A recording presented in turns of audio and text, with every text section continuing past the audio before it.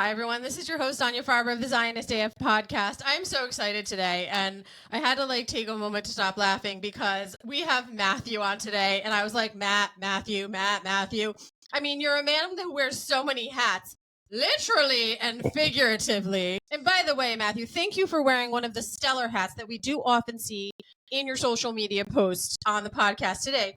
But you are a man of many hats. Now, I contacted you and reached out to you mostly because of the Jewish advocacy. Oh, by the way, Matthew, we throw in Hebrew words whenever we feel like it. Everyone in our Zionist AF family knows aval is the best word ever. So much better than, I was saying, ugh. Yeah. Okay, whatever. But then you're like, aval? Oh my God, what are they going to say? It's going to sound so interesting. Aval? No, but you also literally wear many hats. Figuratively, actually, work-wise, just appearance-wise, because, you're just like, I got my fashion, plus I have all these different things that I do, because I do believe that that's who we've become in this community right now. Yeah. How many balls can I juggle? How many hats can I wear? But, first of all, kol hakavod and outstanding turnout on the Walk for Israel in Toronto this year. I believe you exceeded last year by the thousands. Is that correct? Yeah. So last year they topped it off at 50,000, and yesterday they had roughly 56,000. All right. And what amazed us last year wasn't just that it wasn't just Jews, right? It's usually always, obviously, the Walk for Israel is always Jews. This was Jews, Zionists, and their allies. Amazing. Good. And yesterday, I saw a great sign that said "freshly minted Zionist because of jihad." And it was like, dude, you're my new favorite person. Love that. Was it handmade? It was handmade. Love this. Handmade sign. Did you get to talk to this And person? then for a few seconds, he was being mobbed. He became the stellar. I can only imagine. Yeah, it was crazy. Crazy. So if people hadn't picked up on this, Matthew is in Canada. Yes, they have. The wonderful place that Israel said yesterday, we're going to raise the terror warning into Canada, just as 56,000 people walked on the road together. Hey, Jews, be scared to go to Canada. Let's put 56,000 of them in a pile together in a road. Here we go. Or I was going to say, as Trump refers to you guys as the 51st state. Yes. So if we're going to do that, if we're going to talk that, then we're going to have to change hats. Okay, but just a moment. It's on this program. We've been raising the bar, Matthew, every time. And by the way, I had another Matthew on. I had Rabbi Matthew on that's awesome. 2 weeks ago. That's awesome. Not a rabbi. No, not a rabbi. Not a rabbi. Not me. But also, we're going to make sure that we put the links to all of the things that you do, which we will get to, but all of the correct links, because you cannot, though you have a relatively unique, I thought, sounding last name.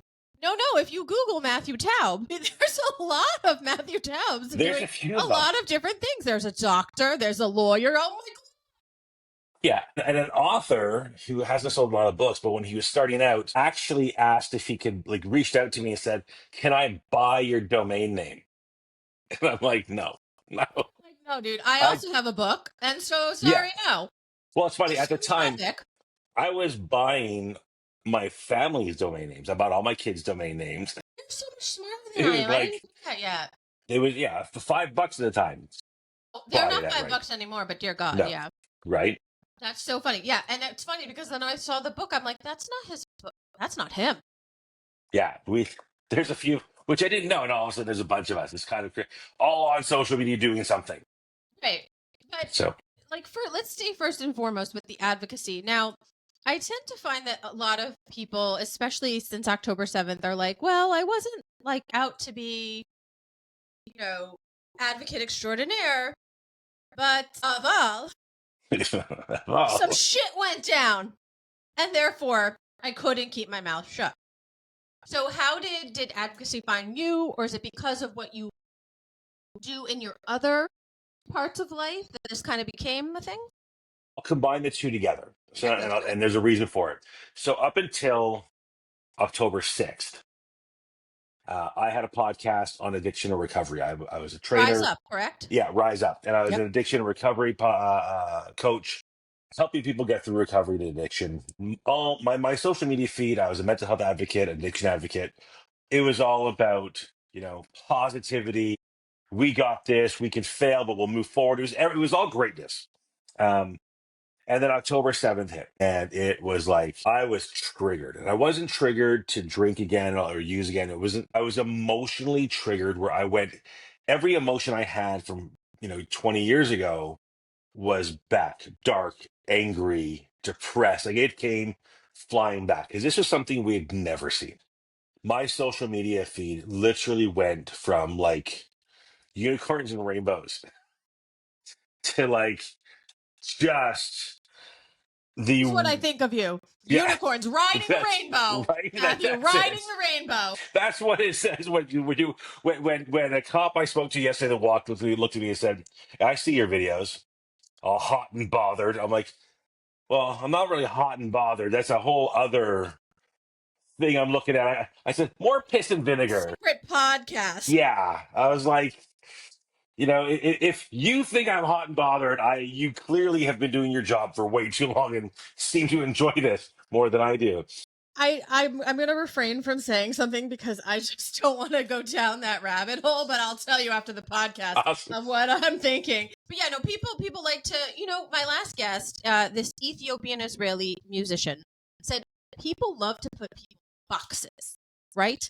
And he's like, and often people are like, I need you to define what kind of musician you are. And he's like, what? I do whatever calls to me. Sometimes it's jazz, sometimes it's reggae, sometimes it's blue. I sing in Amharic, I sing in Hebrew, I sing in English. And I was like, damn, man. Like, and he's so ridiculously talented, by the way, and has great hair. I just have to say it. Like, Awesome. this is not a thing. I'm just saying because it's very defining for him. But and he, he's sharing with me, and I'm like, you know what? That is really true. We have this obsession with like defining. And so they were defining you, and you're like, all right, hold up. Right. But I'm sure that has been pointed out to you, along with it, this. But we as Jews are commanded to be the light, right? Even in dark times, you're supposed to shine light. But in the good times, you're supposed to remember the dark times, right? We're very complex people. Yeah, of course. But this idea of shining light, you're talking about like rising up through addiction and overcoming, like when you hit rock bottom, rising up. Your podcast is called Rise Up. I mean, you are literally embodying the shining of light, which has carried over into the advocacy. And sometimes the advocacy, you have to smack people down. I mean, verbally. You do. I get that, but you're still shining light. So I just wanted to be like, well, thank you. So there you go on that. When I went to that dark place, and my wife looked at me, she's like, your social media feed is going to kill your business. She's like, it's depressing me. Honey, no. Yeah, it was like, and I tried. Like, kudos to your wife, by the way, for like having to be like. I feel bad for her. We actually for the walk yesterday. Quick, we're gonna go back and forth here because we're Jews. It's fine. And I have ADHD, so yeah. Oh, this is gonna be great because I'm like way beyond ADHD. I think I have a new one for me. So my wife's like, you can take the kids' pills. I'm like, I can't take the kids' pills. So everybody's taking them, don't you know? It's all the rage. Come on, take the kids' pills. So, what did I don't know what to say. So yeah, so my middle one on the walk for Israel yesterday says to me, after a few people recognized me and I'll kind of take a selfie with you. He was like, and there's my wife like rolling her eyes, like, oh my God, again, we're doing this. And he's never seen this. Like, we have a group chat with the whole family, and she's like, Daddy was just asked for a selfie again at the grocery store. So he's like, so Dad, I'm embarrassed. He says, what do you think the over-under is going to be of people wanting to talk to you and like take a selfie with you? And he goes, I say 20.5. Do you want the over or the under? And I'm like, dude, I'm going to go over. He's like, you think so? I said, yeah, I have a good feeling I'm going to go over. So at like 75, he's like, I'm not counting anymore. Like, family endeavor, though. You made a game of it. I applaud that. There was no other way for them to do it. I looked at him. I said, you do know we're also walking with like a city councilor who's like going to be running for mayor next year. So and he even looked at me and said, listen, whenever someone doesn't recognize you, I'm like, that hasn't happened yet today, but okay. He says, I introduced them. Hey, do you know my friend? And he did me a favor. Can you make sure, because a lot more people are coming up to you. Can you introduce me? He's running. This is going to be our next mayor next year. Yeah, like, so when I started doing this, so it went dark, and I tried. I would do all these posts, and they were dark, like really dark and angry, and pretty much yelling at people in it. and occasionally be like, and sobriety saved by. It's like, it didn't. It was like dark, dark, dark, dark, dark. Yeah. Care Bears just doesn't work. It's like, Old enough right? to remember that. Oh my God, we just dated Yeah, we ourselves. just say it ourselves. It's okay. You know what? I'm okay with it because I did love me my Care Bears. Oh my God. Because you know who this is then. It's Alf. So Alf sits on my desk, but he only comes out when I have guests on that would remember him. There we go. So I A pull lot out. of hats, Matthew, but I have I Alf. have. So if we're pulling out stuff, I got it here. Oh my God. All right. I'm so excited. I'm sure I have a drum roll on the sound machine, but I So don't my know what older department stuff it is. is in the other room because I've got some Okay. serious ones. But just I'm excited. to kind of wrap up who my lifestyle when I was drinking, I've got an action figure of David Wooderson from Dazed and Confused. So that's like it's my little. I'm like, my kid saw that. He's like, Dad, you have to have this. He's like, I put it in the Amazon shopping cart for you. I'm like, thanks. Yeah. Thanks, guys. Appreciate it. Amazon. My God, you can literally find anything there. Yeah. So anyway, so it went dark and dark and dark, and I tried. I really And tried. it's okay though. Sometimes you have to get the anger out. Yeah, and that's what it was. I just, honest to God, like so many of us, I didn't understand what the hell was happening. And that was my advocacy to start with. And then, I don't know if you saw it in the news, or I know it became international at one point in time. The protesters, I don't even call them anti-Semites or jihadis. The Jew haters showed up to a highway overpass around the end of December in Toronto, and that is about 3 blocks from my house. And we opened the backyard window, like our bedroom window one night, and we could hear them. And I'm like, that's it. Yeah. Like, Get a so life. Get a it job. was, yeah. And so I On walked purpose. over there. There was one Sunday or one Saturday, I think Saturday they were there. There were probably, I think we counted 300 police cars in the community, like mounted police, like on like horseback. Like, it was ridiculous. And I'm looking at these people that are there, like these protesters. I'm like, I see like these guys are just assholes, and I'm looking at their faces and this and that. So I couldn't sleep. How could you see their faces? Because they never show their face. This is before they started covering up at the beginning. Before someone was Yeah. like, dude, they can identify this way. Right. We're gonna, yeah. So I'm looking at them, and a few of them, especially, I'm like, they're vocal to this. I'm going to try and find them, and who are these guys? I need a name. And I'd be up at like 2, 3 in the morning, just can't sleep because I was just like so many of us up and like watching the news and the feed and Telegram and Signal, and I'm like, oh my God, I've got all these apps that like, So then I made my first police report. A friend of mine said, I spoke to the police. You have a lot more intel. They want to talk to you. Spoke to actually, and this is very rare in Toronto. I actually spoke to a Jewish officer in the Toronto Police Force who turns out to be at the time pregnant and Orthodox. Wow. I'm like, oh my God. Hold on, I need a minute. That was a lot. Yeah, Okay. Yeah. that was like, and so did the police report. Didn't go anywhere, but I started doing more and more police reports. And then in April, it took until April, where there was a hostage rally in Toronto, and we had all the major politicians show up, and there was a bunch of people in the back. The police cordoned them off to the back. And by that point in time, I met enough of the police officers to like, hey, they have volunteers doing stuff for police, but we're going to deal with you because we know you, and start talking to them. And that's how I got involved with the police, which is very funny. And this guy was spewing such horrific, not just Jew hatred and anti-Semitism and the blood libels, everything. Monday night, I called up the person in charge of the project involved in dealing with the protesters. And I said, Jack, listen, I need to make a police report. I don't want to go to the police station. Can someone call me? Say, sure. I told him what it was. He's like, I don't know if that passes a test because in order to be a hate crime in Canada, you actually have to pass 5 pillars of hate.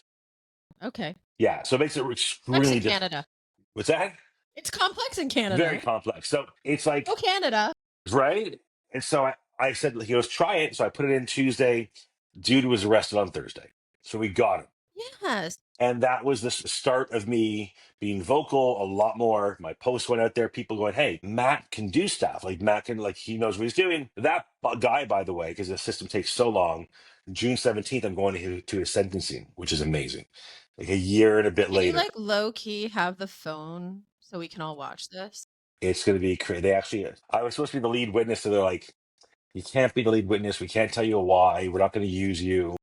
I'm like, Okay. does it have anything to do with the fact that some people wearing keffiyehs came to my house one night at 8 o'clock in the evening on a Friday, scoped my house out? He's like, I can't deny or say yes, but you can't be a witness. I'm like, so okay, What is the law in Canada? Forgive my American ignorance here, go but for it. what is the law in Canada? Like if someone steps foot on your property looking to harass or do you harm, what is the self Last year, the police made a statement that if somebody breaks into your house, it's easier to leave your keys at the front door so they could just take your car.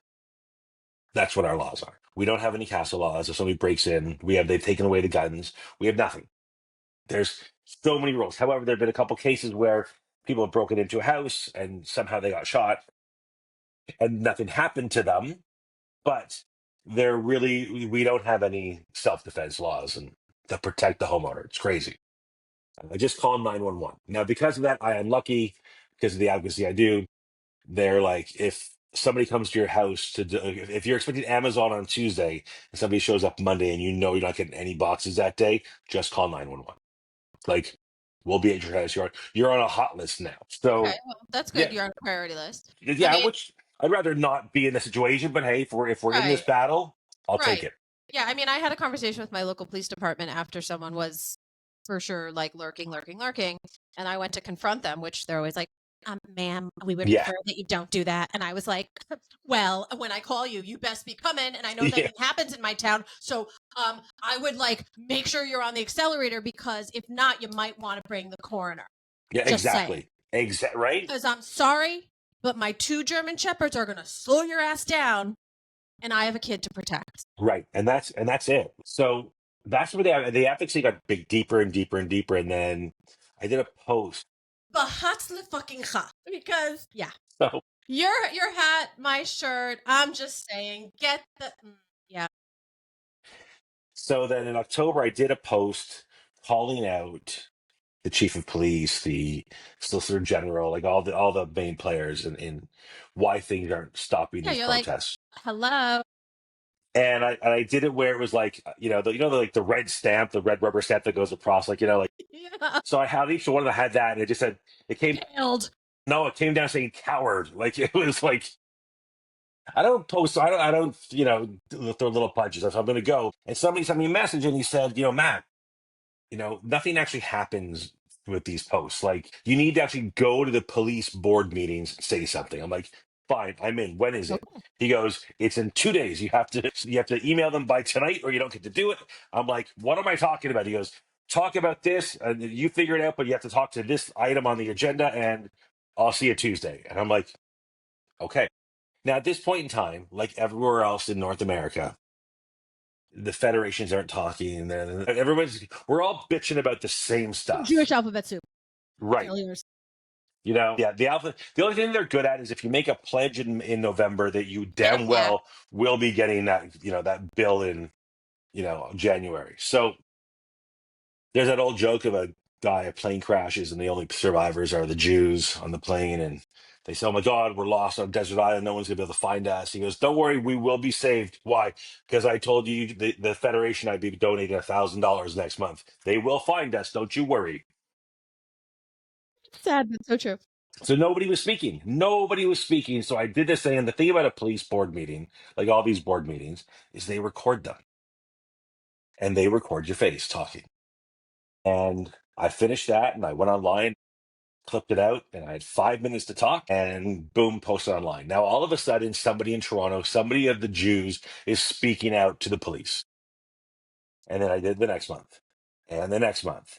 And now all of a sudden, it's like I'm doing something, I'm doing more. And that's how the advocacy got even bigger. And then now that my face, and that was the biggest challenge, people are like, your face is out there now. I'm like, well, what am I going to do? Right.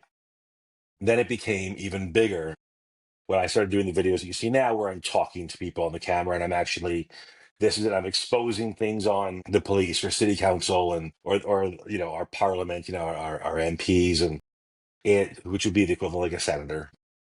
I during the election we just had, I actually got a cease and desist letter from So from one of them.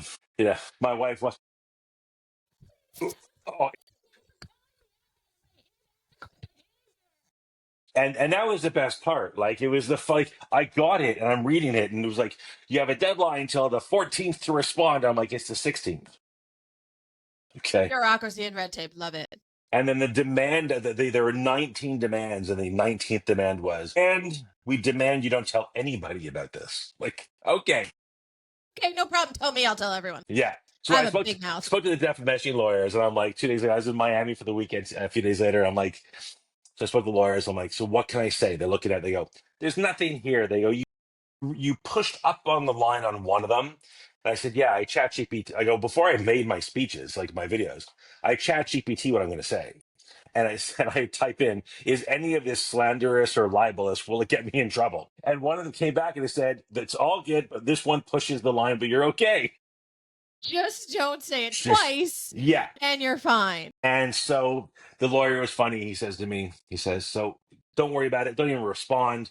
You're good. I'm like, good. He goes, you're good. I go, I'm good. He goes, okay. Any other questions? I said, yeah. What can I say about it online?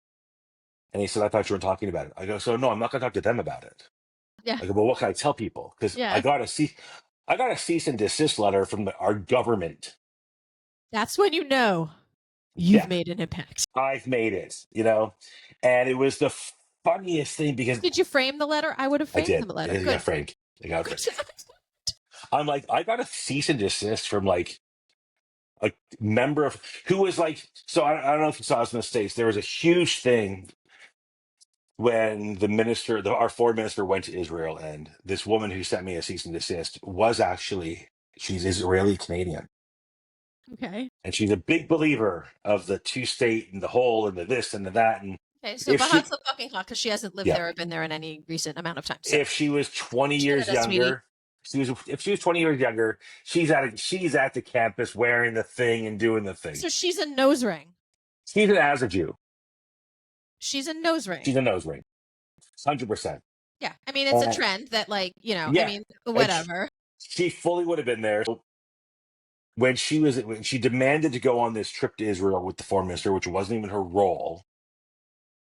She sounds so wonderful. Refused to meet with Bibi, but insisted on going to Ramallah. Oh my God, Bahat's the fucking hot. And it is in a picture holding Abbas's hand. The guy who beat her in this election actually took out a big billboard of that. Listen, sweetie, when you drive a backhoe and dig your own grave, and then you're like, fall in, and then you're like, they all sound like that. She's yelling at people in grocery stores. I lost because of you. And then I made it worse. Our government, the conservative, which would be the Republican, the conservatives lost the election. So now we have more shit coming our way. But we lost, so I have no choice. So I've befriended a couple of the people who did win, who are the liberals. I have no choice. We have to have a conversation. Yeah, One of them is Italian. I call him Italian. Well, that's it, right? Like we met on a Monday that week. That Thursday, I took this member of parliament to the Nova exhibit. Like it wasn't like we're building bridges. We have to. I gotta do something. Most of the people are. I think where they stand is actually just a lack of knowledge for the most part.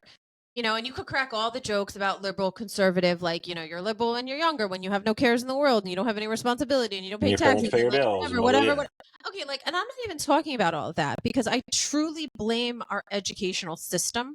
100%. And I'm a reformed teacher. It's like, I am out of this. This is nonsense. I will not be part of this. Absolutely not. We do not learn. We do not care. We do not make connections. Whether you're registered with a party wherever you live or not is irrelevant. You still have to be able to outstretch your arm and try to talk to someone. Is there a point of me screaming back at like the nose ring on campus who's like, and I'm like, listen, sweetie, first spell amnesty and use it in a sentence showing you understand the meaning of the word. No, she can't, so I can't talk to her. Okay? Like, you can't fix stupid and you can't reason with crazy. But there's a good chunk of people out there who We just don't genuinely know. just don't know. Yeah. And look, again, I blame our educational system. When I was going to school in public school in the United States, we not only had to learn every state in the United States, but every state capital. Put it on the Yeah. map, write it out. Alongside, we had to identify all of the countries all over the world and their capitals and write them in on a blank map. Mm-hmm. Okay? So I think if you ask the majority of people, where is Italy? I'm not even talking about find Israel on a map. Like, I am being generous here. Yeah. Look for the boot. It's called your you. And I'll be like, if they're like, I'm like, it's a real kick. Yeah. It's like, I can't help you, sweetie. It's a loss, but if we can reach across and have a conversation, little bit at a time, bring them to like, you know, again, it's. Do I think everyone has to agree with me? No, they should because I'm brilliant. But just kidding, kind of, sort of. No, but you do have to be able to speak to people, and I think that the thing, I think, with your background and you know being someone who is a recovery coach and you know the in the field of mental health specifically, like, because I feel like we really, and a lot of this, I think we could probably talk about this for hours, is mental health issues. 100%. There's so many Major mental health issues. Someone posted recently a picture of, I don't know what this thing was. And I'm not into the whole like pronouns, he, him, her, she, them. And I was like, listen, guys, I get along with all the voices in my head and the monsters under my bed. And when people are like, what? I'm like, Riri and Eminem, great song. What's up with you? Do you not like listen to anything? No, I mean, but like, whatever. Like, I'm going to call you by your name. Okay. Get over it. Whatever. But this thing, because I like legitimately was unable to identify it, even almost human, was like all in black with all this stuff and like, and they're long like, nails. Jesus was a that dude. Oh my God. Is it a man? I seriously cannot identify. And someone posted it and they're like, blah, blah, blah. And I'm like, how am I supposed to take that seriously? Right. So I actually just watched a video before we got on of a guy asking somebody about what he thinks about Republicans, and the guy was like in like purple hair or green hair, clown makeup on, long nails, and I'm watching him speak. Those are freaky. I'm sorry. Right? Oh my God! Don't get me started. Have you ever pulled up on like driving outside, like you pull up to a light, and then a clown on his way to work shows up, and you're like, "What the? Oh my God!" I would run the red light. I have. I'm like turning, like, yeah, like they clearly have to get to work and they prep at home, but I'm like, oh my God, my kids die because I hate clowns, like, so they're watching. It's so not like I'm a big guy. Show me a clown, I'm out, sweaty palms. I feel like you have much more intimidation factor than me, but like, give me a clown, I'm gone. They're they really are. I feel like we need to move on from this. I'm becoming triggered. So, but I'm watching this video and I'm looking at this thing. I'm thinking like, oh my God, they just made a movie about the Joker where it's all in his head, where he's mentally unwell. And yet here you go, you're on the streets dressed like the Joker just because it's Tuesday. Like you're not even going to work. You're just dressing like a clown on your makeup, but and he had like masking tape over his nipples, and I'm like, dude, like, and I will say, like, I don't know what their pronouns are, but that to me is a whole, dude, what the fuck are you doing? Like, and I will say my kids, my three boys, tree, apple. You're right. They don't, apples fall far from the tree. God bless your wife. Oh my God. Yeah. She knows things. Like there are times where I think she'll just look at one of the kids and go, Mom, not your friend. Don't want to hear the jokes. Don't want to hear the stories. Mom. And I get into it with the boys and I'll say something. I'll tell her a story. She's like, wife, not your friend. Don't want to hear it. We're going to get her shirts. I mean, you have your hats, but we're going to get her shirts. Like, remember? We went out. So I have, again, shirts that she doesn't know. I'll buy shirts and I'll go out wearing them. And she won't know which shirts I have. And I've got a ton that I haven't shown her yet. They just come out at the right time. So and she's seen this one before, but I have a shirt that says, my wife said no. So we're out and she takes off her jacket. I looked at her, oh my God. she got a T-shirt with a big freaking no on it. It was and I'm wearing my wife said no shirt, and we're at a hockey event for our kids. I'm at a different table with the dads, and the moms are over there, and I'm like, then I walk through it. I'm walking through this restaurant, this table of like 8 couples, all the men on one side, of the wives. I walk past it, all the guys. I'm walking towards them, and they're dying of laughter. And the wives are like, "What?" They go, "Never mind. Don't you worry about a thing." Anyway, so Read both shirts. right. So my boys are they're tree apples. My middle one looked at me and goes, "We had to write our pronouns on paper today." I'm like, "Yeah, Richard, you put your pronouns down." He's like, "Yeah." I said, "What are your pronouns?" And he goes, "Batman." I'm like, "You're my child. You are my child." And that same one walked into class, and I found this out from another parent in the car on the road next to me. I'm at a light, honking's going on, and I'm like, "Who did I do that? Who the fuck is honking at me?" And they pull up next to me. I'm like, "Oh, it's you." They're like, "You look, you're gonna kill somebody." I'm like, "Don't honk at me. Don't honk at me at a red light for no reason." So she goes, "Oh my God, it's the funniest thing. Our kids are friends at school." She goes, "I almost died." I said, "I saw you the other day." And my daughter said, "Oh my God, are you friends with?" "Yeah, I'm friends with his son." They do have somebody in their class who is Muslim, and they wear a full burqa, the whole thing, the slit. My son walked in, sat down, and went, "Oh, we have a ninja in class today." And I'm like, I bet like they would totally scream and yell at him, but if someone, and listen, like kids do say stupid stuff to be "Of funny course." and all of that. But like I feel like I have to bring this up because my son is a senior in high school right now. Okay, that's my middle son now. He's a senior now. He's Okay. leaving, finished in a month. Oh my God, you're gonna be down to a house of just one kid? I Oh my know. He's God. like, Wow. "I'm gonna be so bored." I'm like, "Yes, you are. Yes, you are." But your wife only has like she's got less people to correct all the time, which I think Right? she's like, all right, this is getting good. No, but, like his freshman year of school, he had an English teacher. Yes, I said English, who felt it was her responsibility to do this whole like major pronoun thing and talk to the kids about all this identity stuff, including like sexual identity choices. And I was like, what Pardon? what are you reading in class? Like, is there an author who's talking about polyamory or like Yeah. gay lifestyle? And I'm like, which is fine, right? Like, but just show me the curriculum, like connection. Go ahead, but again, like appropriate. So I again after the podcast, I'll discuss with you what my son decided to do in class because he Only imagine. basically he had texted me, "Mom, if I end up in the principal's office, will you come?" Yeah, I get Like, yes, but I get what those too all you the know time. yeah, and so but I'm like when stuff was said like very horrific anti-Israel, anti-Zionist, slanderous, libel, anti-Semitic stuff happened at school, it's like crickets. So I mean, I'm pretty sure that every time the principal sees my name on the caller ID, he's just like, shit, oh shit, oh shit, oh shit, oh shit. And he's like definitely not answering until he calls around to figure out why is Anya calling me. Now, he always is like, Anya, I just love talking to you. And I'm like, you're such a liar. Yeah. It's okay. And he goes, no, Anya, because when you call, you feel very strongly about something. I was like, no, I call you when I'm right. Yeah, And there are right? facts.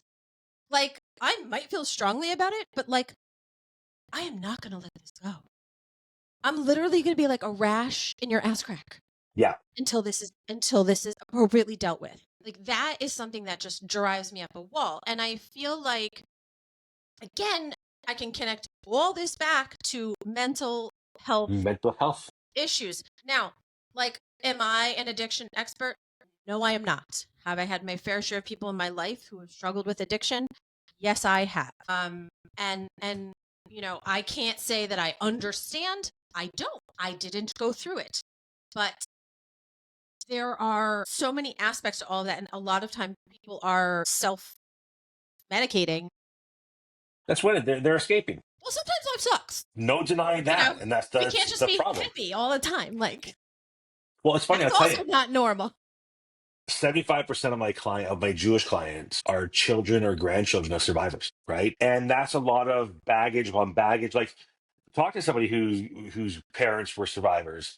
They had a shitty upbringing. Yeah. No love. There was no hugs. There were no kisses. Clean your fucking plate. Like it was a lot. So the And whole thing. you can't blame their parents. I mean, what people No. and how people react to such trauma.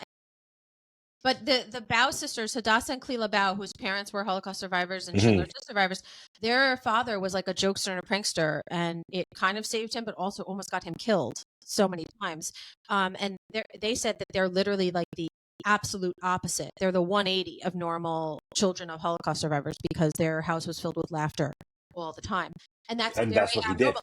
And again, how can you you can't force someone who had everything taken from them, literally everything taken. And a lot of times people lost their entire families. Yeah. Right.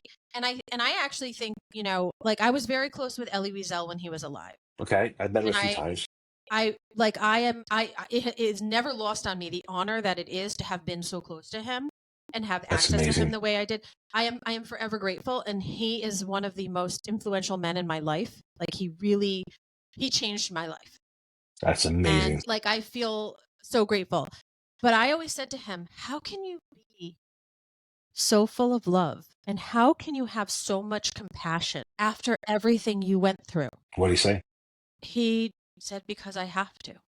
Because I do. And that doesn't make him better or worse or anything else from anyone else. But it's like you don't walk in someone else's shoes. So I do think that I think all of this, every single topic that we're talking about right now can be aligned to a lack of understanding and a lack of knowledge. And do we want every single person to have gone through addiction? No, we don't. No, of course not.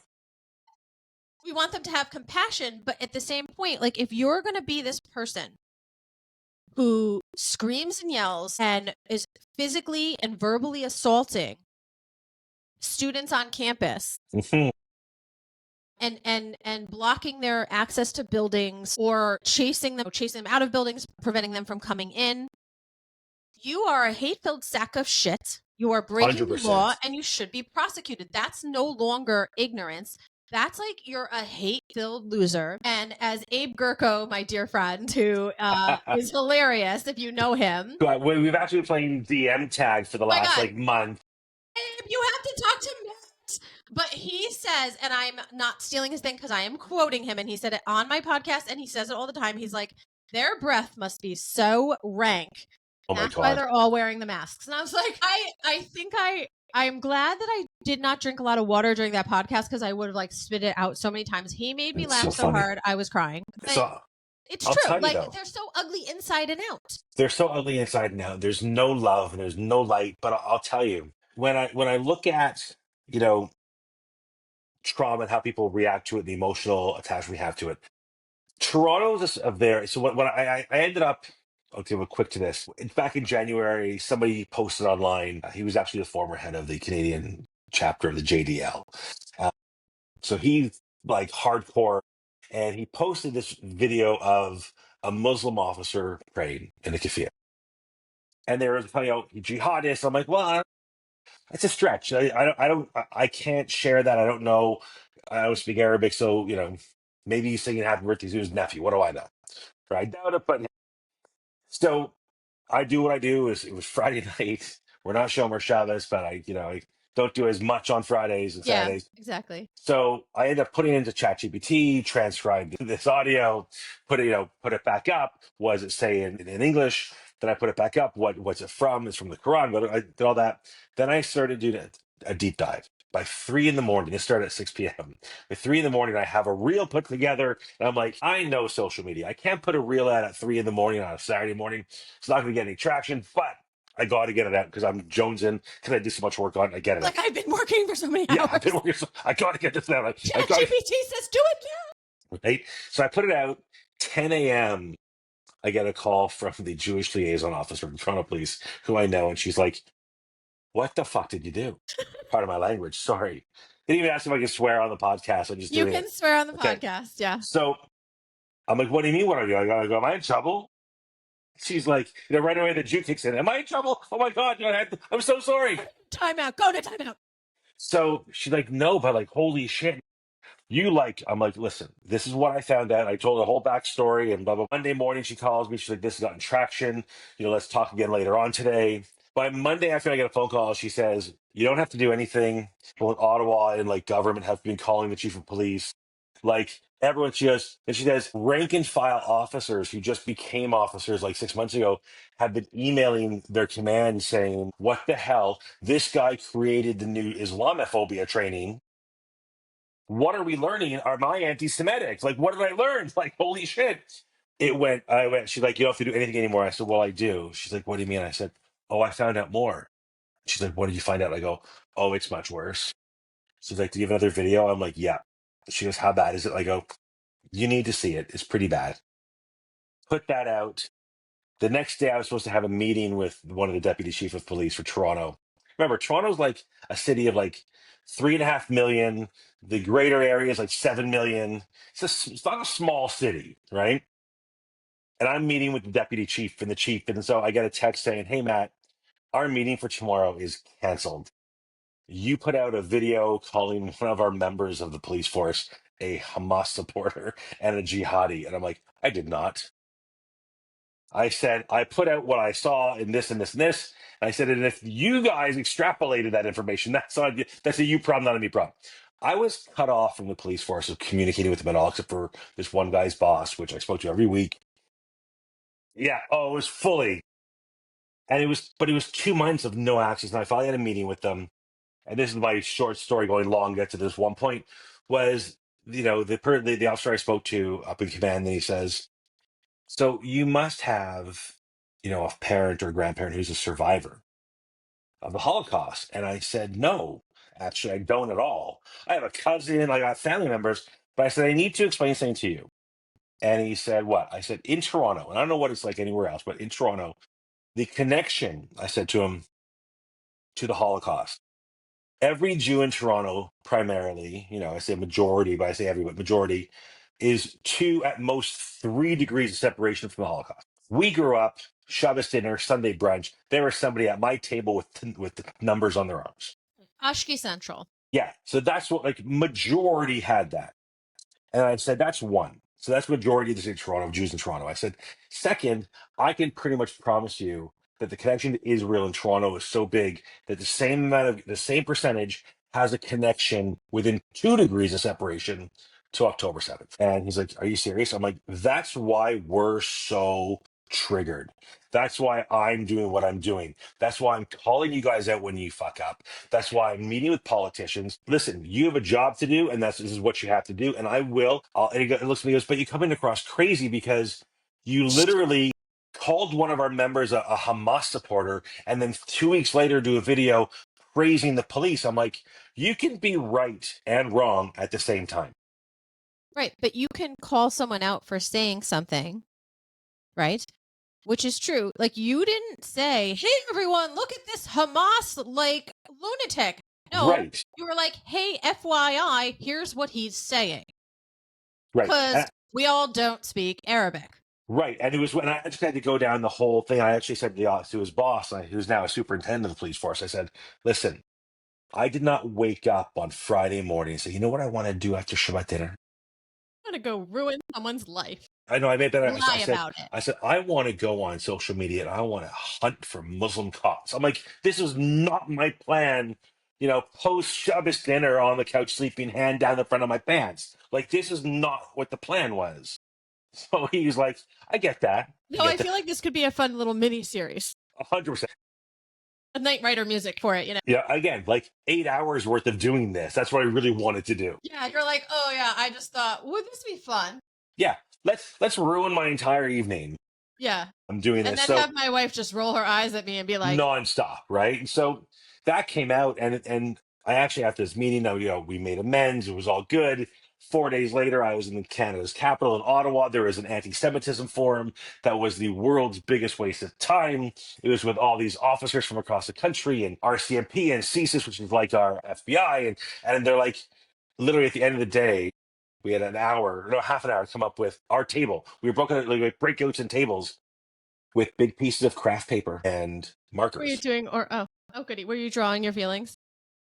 we were coming up with what we think would solve anti-Semitism With markers? with markers and big pieces of paper. So, Matthew, why are we wasting our time with all of this other stuff when right? That's all we markers needed. and craft paper like taped to a table? That's what we is needed. All we need is markers and craft That paper. was it. And I'm sitting with an EA for one of the chiefs of police in a different city outside of Toronto. And somebody else, well, I was actually the EA for the chief of Toronto. And he walks me and goes, so what do you guys do? What are we doing today? Like, what is this? I said, oh, we're solving anti-Semitism. He's like, how? I'm like, writing it down. I have a marker. This is it. I go, all the work we've been doing for all these years, 3,000 years, we're solving it today in Ottawa with craft paper and smelly markers. Donald Trump, you can let go of the Abraham Accords. We got you can it. let go of all of the work with the universities. Matthew was in this convention and they had markers. We had markers. And we walked out. I was actually on a private plane with. Make this up.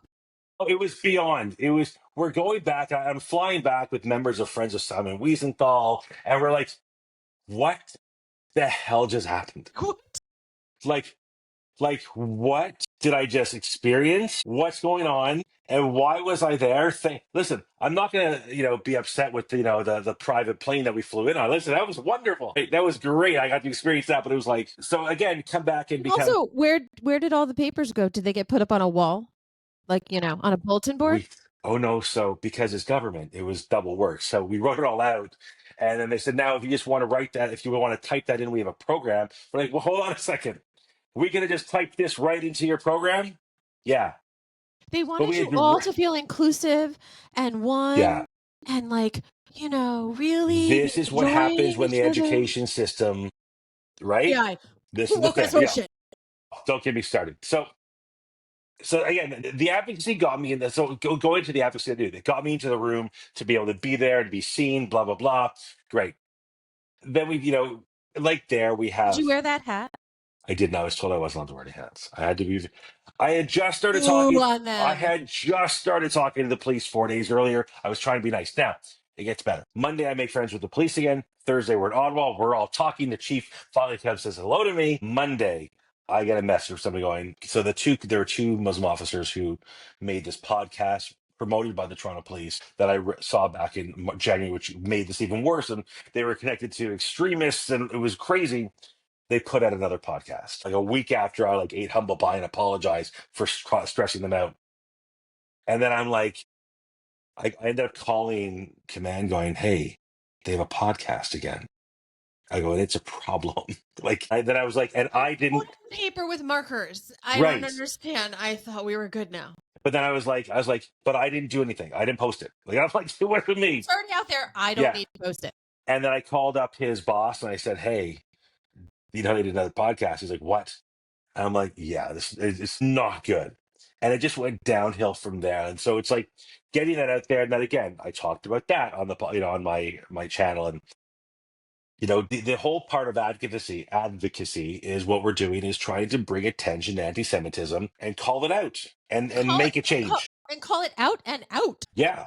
Canada and the Midwest. Oot and boot. So, but I have to say, again, and I have a lot of respect for law enforcement. It's not that every time I'm in the city, especially if I walk through the cesspot of Times Square and I see police officers, because I am literally walking around in stuff like this, and my big Zionist AF coat, from everything from my shop, my nails, just in case you didn't check, Matt. I saw that. By the way, I think you would look lovely with these. I would. Or maybe we'll just leave it to your wife to have lovely blue and white nails. And I actually, at one point, I was dyeing my hair blue, and then my son was like, "Mom, you look emo, yeah." And I was like, "I don't know what that means." And he's like, "Mom, you gotta stop doing that." And I was like, "But I'm so subtle." Right. I was like, "I think the hair I need." All right, no, you're right. Maybe I'll let go of it. But because I didn't want to get mistaken for something else. I wanted to make my point very clear. Again, all of the By the way, I'm wearing minimal jewelry for what I normally wear with all the Mug and Davids and everything else. Rings on every finger that are like, I'm freaking Jewish. But I walk around New York like that all the time. And I will say, thank you to the cops. And I was like, doesn't it just annoy you? You can't bitch slap these people? Right. And they'll be like, and then they smile. I'm like, come on, let me know. I'm not Yeah. recording you, and like, so They're not enjoying this. It wasn't what they signed up for, this no, this most certainly nonsense. what. Nor was it. Did they sign up to be like attacked by illegal immigrants that will never be prosecuted? Like, Right. so. But can we just call this out though? Because I don't know if it's that they're not trained, or the fact that, and again, I can't speak for Canada. You can speak for Canada, but I can speak for what's going on in the States, and the fact that, like, let's call this shit out, okay? These cockroaches, they're not animals, because I have dogs, and my dogs are Right. animals, and my dogs are Exactly. very wonderful. My dogs Exactly. have compassion and love and capacity. And they, by the way, if they have an accent, they know they did something wrong, like, as opposed to these losers. So these cockroaches put red paint all over the White House, the bloody handprints, destroyed monuments, put like terrorist flags on American monuments, literally did thousands and thousands of dollars of damage to national monuments in national parks, which is a federal crime. Now, there was Sleepy Joe at the wheel, okay? And all of his little minions, who were evil little minions, who were doing all these things with the Evil. auto pen. Yeah. I check all these boxes and like DEI movements. I'm gonna have a job. Yeah. It Okay. was just Where is she right now? Nowhere, because she's no one. By the way, you were literally the worst press secretary ever. worse. Joe is running circles around. Yeah. Worse. Anyway, so they did nothing. Federal. Now, obviously, Pam Bondi, who, by the way, love her. Right. She's like, do you see me? Because I see you. I'm coming for you. And I wish we had that here. Well, listen, B-51. But here's the problem. We can't be 51 because we just had 10 years of liberal nonsense government. You can't swing that far that quickly. Trudeau broke us. And what did they do? That's the best phrase I ever heard. They shit their pants and changed their shirt. And we elected it. Right. So it's exactly what they did with Kamala, right? Where they, the Democrats shit their pants. Right, exactly. Right. So they put this new guy in as the same shit. So what's going to happen if we are 51? You're going to have too many fucking unemployed baristas voting in your election. Well, they're all leaving Starbucks because Starbucks is making them wear like khaki pants now. So apparently, I know. Could you imagine a uniform? My first job was at Champs, where I had to wear like black shorts and an oversized baseball jersey I couldn't tuck in. Then I got a job at Foot Locker where I was a freaking referee every day. You know what? It paid my damn bill when I was in high school. Like, listen, get over yourself. Like, seriously. But like, that's the other part of the. Thank you for bringing that forward. That's the other piece of the puzzle, right? So you have the government that's literally unwilling to do anything, and all the college campuses, because they're getting all the money from Qatar, so they're too busy bending over and pulling their ass cheeks apart, for Iran and Qatar and Saudi. Exactly. Okay, and then you have these ignorant vessels that call themselves, young adults. Right. I use that very loosely, and I don't even know, what are they, Gen Z? I don't even, whatever. I don't know. Stupid. They're just fucking pain in the ass. But like, they were always just like, you the best, you're bestest.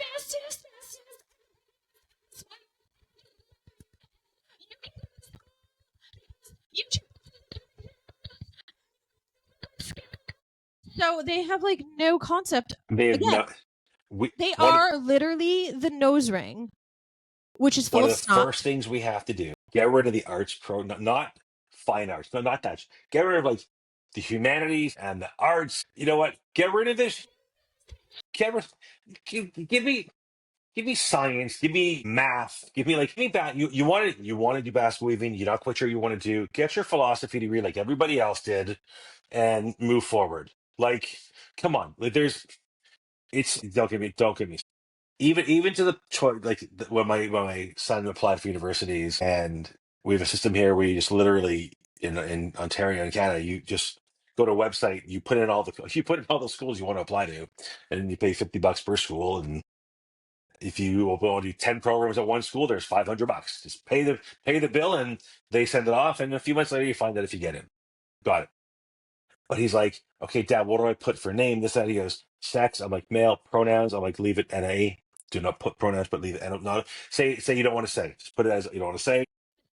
Isn't enrollment supposed to be unbiased? So why do Right. you Well, do that? then it says um uh c- um ethnicity, Ethnicity? race. So quick side story. I found out from birth. I always know I was adopted. And so we found through one of those DNA things that I've got Scottish, Irish, and Portuguese background. So I looked at my son and I went, he goes, what ethnicity? I go, put Portuguese. So I go, put Portuguese, man. They're not allowed applying for school, put Portuguese. We're not playing that card. And then By the he, way, they've changed the categories, and they used to have Middle Eastern, and my now son that is half Middle Eastern, and now Middle Eastern is white. Because the Middle East is just full of full of white white people, people. full of white people. I'm the majority in the Middle East. Right. Well, then he said to me, he goes, what do I put for religion? I'm like, put not willing to say. I'm like, do not put any, dude, you put Jewish in that thing. You're not even, you're like, you're done. You're not going McGill's like, anywhere. nope. Yeah, done. You're out. We don't need you. So yeah, so the whole thing is just ridiculous. And so when it comes to like law enforcement, this is part of the problem. I'm not taking a shot at law enforcement I completely, think a maybe a lot little of bit. these people, their hands are bound by things that they don't agree with. They well, some yes and no. They take the lead from the top. So yes, they're bound. We know that they have been told in Toronto, which is why we have all this nonsense, to de-escalate. De-escalate at all times. Don't arrest. We can arrest. We can go and arrest them later. We can get them like 5 days from now. Don't worry about it. Hey, could you give me your info? I'll be back Right. for you later. Like, yeah. Hey, they're wearing ski goggles and their face is wrapped up in a scarf. But we'll Hey, find out who yeah, they are later. I'll get on no that. problem. So that's one problem. The other problem is, and I don't defend it, but it is for a lot of these people, a lot of these cops, a lot of society in general, grow up hearing anti-Semitic tropes that are just normalized to them. It's not a Like big deal. I remember 20 years ago working at a gym at the time. I was the GM in the gym. We were at a meeting with the owner, and the owner's French Canadian, blonde hair, blue eyed Catholic girlfriend, fiance walks in. She was converting, but she comes in. She goes, "Oh my God, I had the longest day. I had my sales meeting. I had to Jew this guy down." And I went, "What?" And my boss is like, "I got it." I'm like, "No, I got it. I got it." And it was normal to her. So a lot of these officers are probably hearing stuff that they don't know. And so when somebody runs up to them and said, they said that across the street that's anti-Semitic. And I've even had to go there and say to them before these rallies going, listen to the Jews going, yes, I know you think it's anti-Semitic. It's hurtful. It's Right. not nice. They hurt your feelings. Fortunately, it's not anti-Semitic. Right. Showing up the weekend we have a weekly rally in Toronto. Showing up at the rally with toys, baby kids toys, the Sunday after the Beavis's funeral, Because you know what? That's just so classy and so right? cute. But So cute. our side was so upset. I'm like, guys, it's not. I go, it's fucking disgusting. Yeah, like But they're that's not hate-filled anti-Semitic. sacks of shit. You know. But again, we look at yesterday in Toronto. 56,000 people showed up, and I think they had 75 to 100 protesters. So what we're seeing is this is a long battle. We know we've got problems in K through 12. We know we got problems with Thank you. APR. Like, I don't know if you guys are familiar with APR as much as we are here. APR being anti-Palestinian racism, which is the whole let's flip the switch and anything you say that's pro-Zionist is Oh, anti-Palestinian. so the Islamophobia that Kamala was always talking about? Listen, you know what? Islamophobia is great. It's wonderful. We know it came from 77, the Iranians. We get it. I actually was talking to somebody this morning before my phone up for the exact term. You ready? We need to start calling this out. We need to, when they say Islamophobia, we need to come back with, yes, you're right. And I think that the other side is suffering from Judeophobia, right? How stupid does it? I'm scared of Jews, Listen, right? Matt, you might be all like, I'm gonna train you and I could like kick your ass all over, but it's me you got to worry about. With that, right? Yeah. You always be Yeah. scared of the eyes. It's the eyes. It's the The eyes. eyes go crazy, and I might look small. But we have a lot going on. Ew. We got a huge fight, but the best part of advocacy is if we can't laugh. Like I did, I don't know if you saw my post on every Friday night. This is if you ever see my post on a Friday night, you'll know when I'm signing off. My Shabbos sign off is always have a good Shabbos, blah blah blah. So my post that day was Friday night was to all the Jews and Zionists, have a good Shabbos. To all the haters, gay kuck and yum. Right? So I had to throw the Yiddish out there, and people were like, "Oh my god, this is the best!" I think it got like 5,000 shares, like because it was so like I haven't heard that since I was a kid, because my parents She's spoke so Yiddish, ashy. right? I actually had there's a person here she's I think she's Jewish in Toronto, who's so mad about so many things, has so many chips on her shoulder. She actually wrote, "Oh, thanks for the Ashkenazi supremacy." Now we're infighting to She that caught what I level. was putting down. Yeah, thanks for that. But it is like Jewish Awareness Month. And Yeah, like they have those commercials like the ish and Jewish, like they're like, whether you know it or not, all these Yiddish terms, like you're gonna kfel, yoy, like let's nosh. Let's right? like and the thing is like, hi, have you been like I don't know, alive ever? Yeah, like that shit's out there. And that's all well and good. Aval, that's not all Jews. And quite frankly, that's not even the majority of Jews, as Right, Ashkenazi Jews are actually not the majority. Because right. we are actually from New Judea and Samaria. Like my last podcast guest, Yili, who is an Ethiopian Jew, he's like, yo, I'm a biblical Jew. I'm like, yes, you are. Like, Yeah, he like literally, he's talking about what he grew up in Ethiopia. Biblical shit, guys. No running water. He's like, yeah, the mikvah was the same river that we washed in and drank from and all these exactly. things. And he's like, this is what it is. No electricity, no refrigerators, none of these things. And he's like, and then, we all got to go to Israel, even though we lost so many along the journey. Yeah, But he's like, and then you're in this, what you think is like a completely evolved country. And he talked about being welcomed. He's like, yeah, like, he's like, Jews are very, he's like, there's a diversity. And I'm there's a like, yeah, it's diversity. because there are Yemenite Jews and Iraqi Jews and Syrian Jews and Lebanese Jews. The Jews, we were living in a lot of places. We were kicked out of a lot of places. We were exterminated from a lot of places. But like, bitches, we all still here. So, bahatz fucking cha, we Right. ain't going anywhere. By the way, Matt, just so you know, my bahatz fucking cha shirts and the sweatshirts, that's once on the front, 6 times on the back. I'll say it in Nice. Hebrew and then in English. I have it 6, not 7, because even I need a day off from telling you how fucking stupid you are. So I rest on Shabbat. I love that. That is You so sign good. off for Shabbat, I take a day off from saying, Bahatz the fucking cha, you morons. So I love it. I love it. Listen, we've got so much. We have to find the humor in this shit because it's batshit crazy. Like it really is.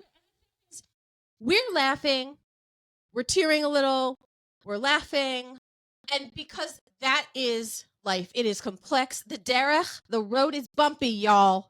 It is bump. It Listen, is bumpy as fuck sometimes, I've right? got my oldest is in Israel for the second time in 3 weeks, and he's doing a Hasbara trip, and it's amazing. And they're doing like advocacy activist shit, and they're teaching these kids. Like I looked at where he was last night.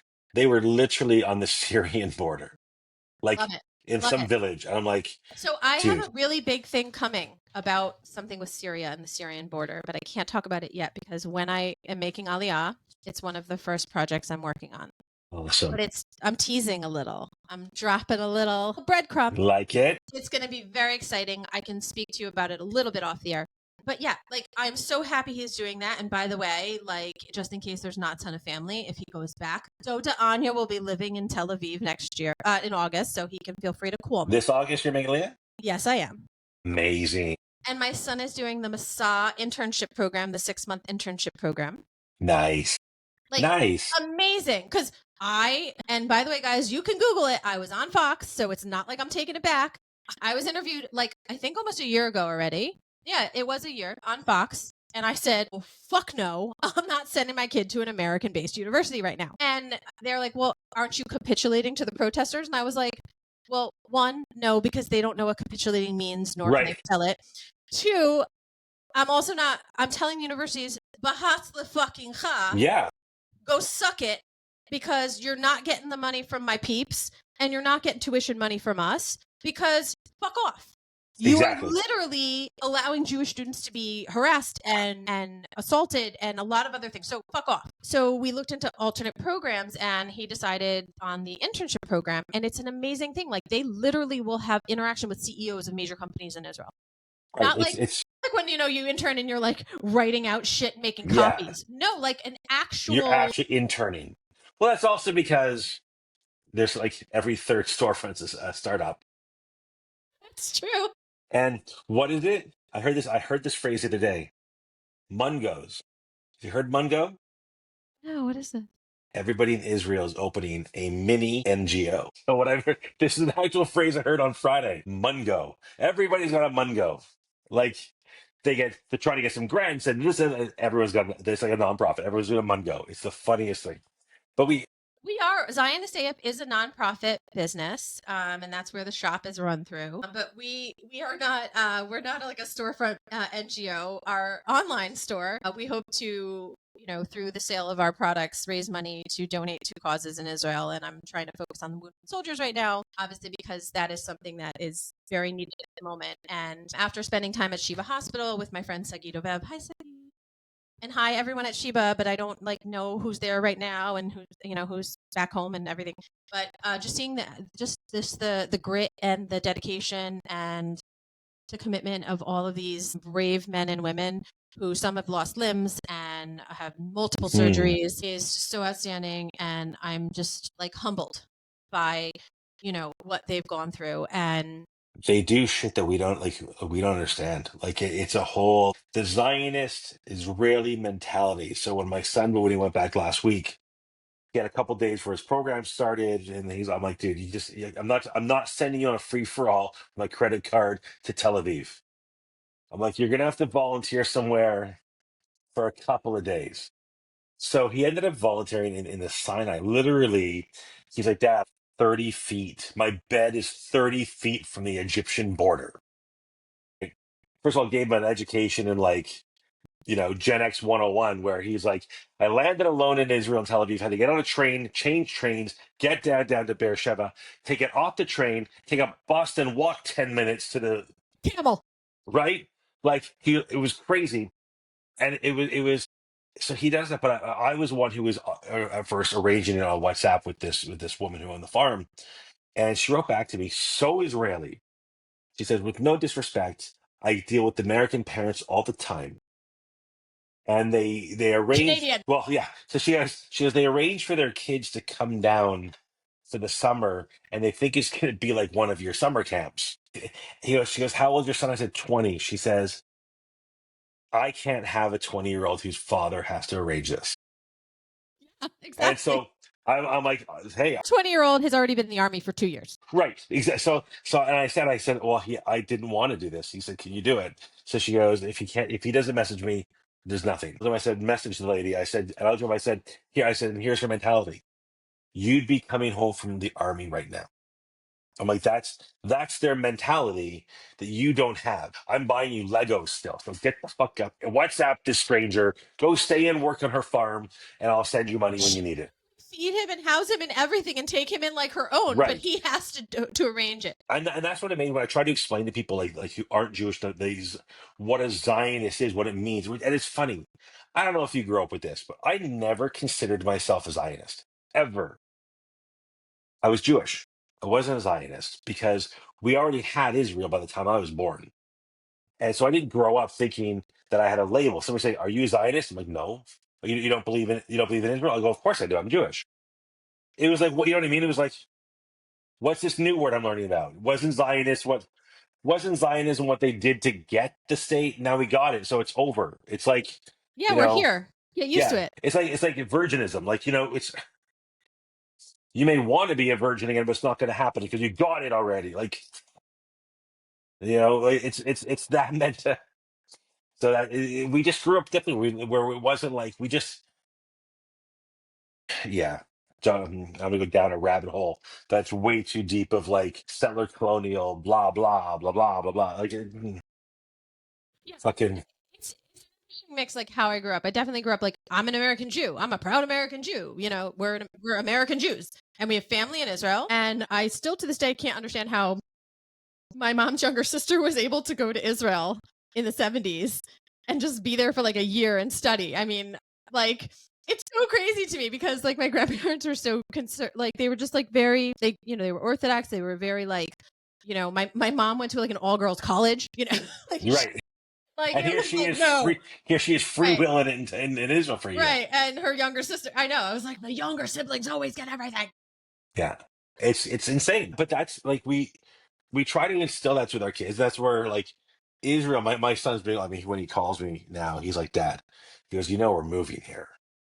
Like that's he's like, you know, I'm like, well, not yet, but one day. Yeah. Is no, like where he goes in the 4 days he was back home in between these two trips. He's He like, couldn't wait to go again.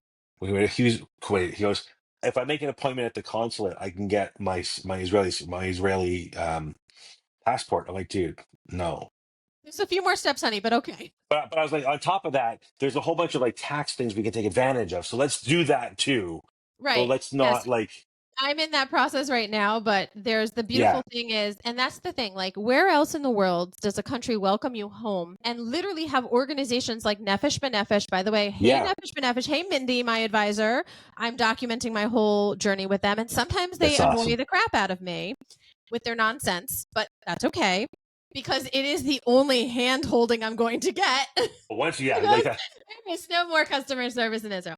No, my realtor, hi Barak, and thank you, Havai to Israel, my friend Hillary, who paired me with Barak, my realtor who specializes in Tel Aviv, because he said to me, Anya, one of the things that I do for you after I find you an apartment, I am going to take you to the bank to help you set up an Israeli bank account. He goes, because you will have a breakdown. And he's like, it is not a judgment on you.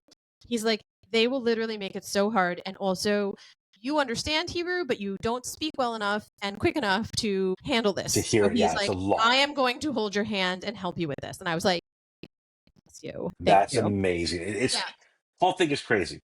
And I love that you're going. right, but like, so there's all these things, and you go through all these steps. But like, additionally, there's help with your municipality bills, help with your rent. They will help you find jobs. They will, and you have these like tax incentives. Like, you can either bring a car or buy a car within your first 3 years tax free. Like, because they want people to come and you know, contribute to society. Well, it's almost like we're going back 120 years and rebuilding building Tel Aviv. We're now going back. It's a new phase. We now have to build the rest of Israel.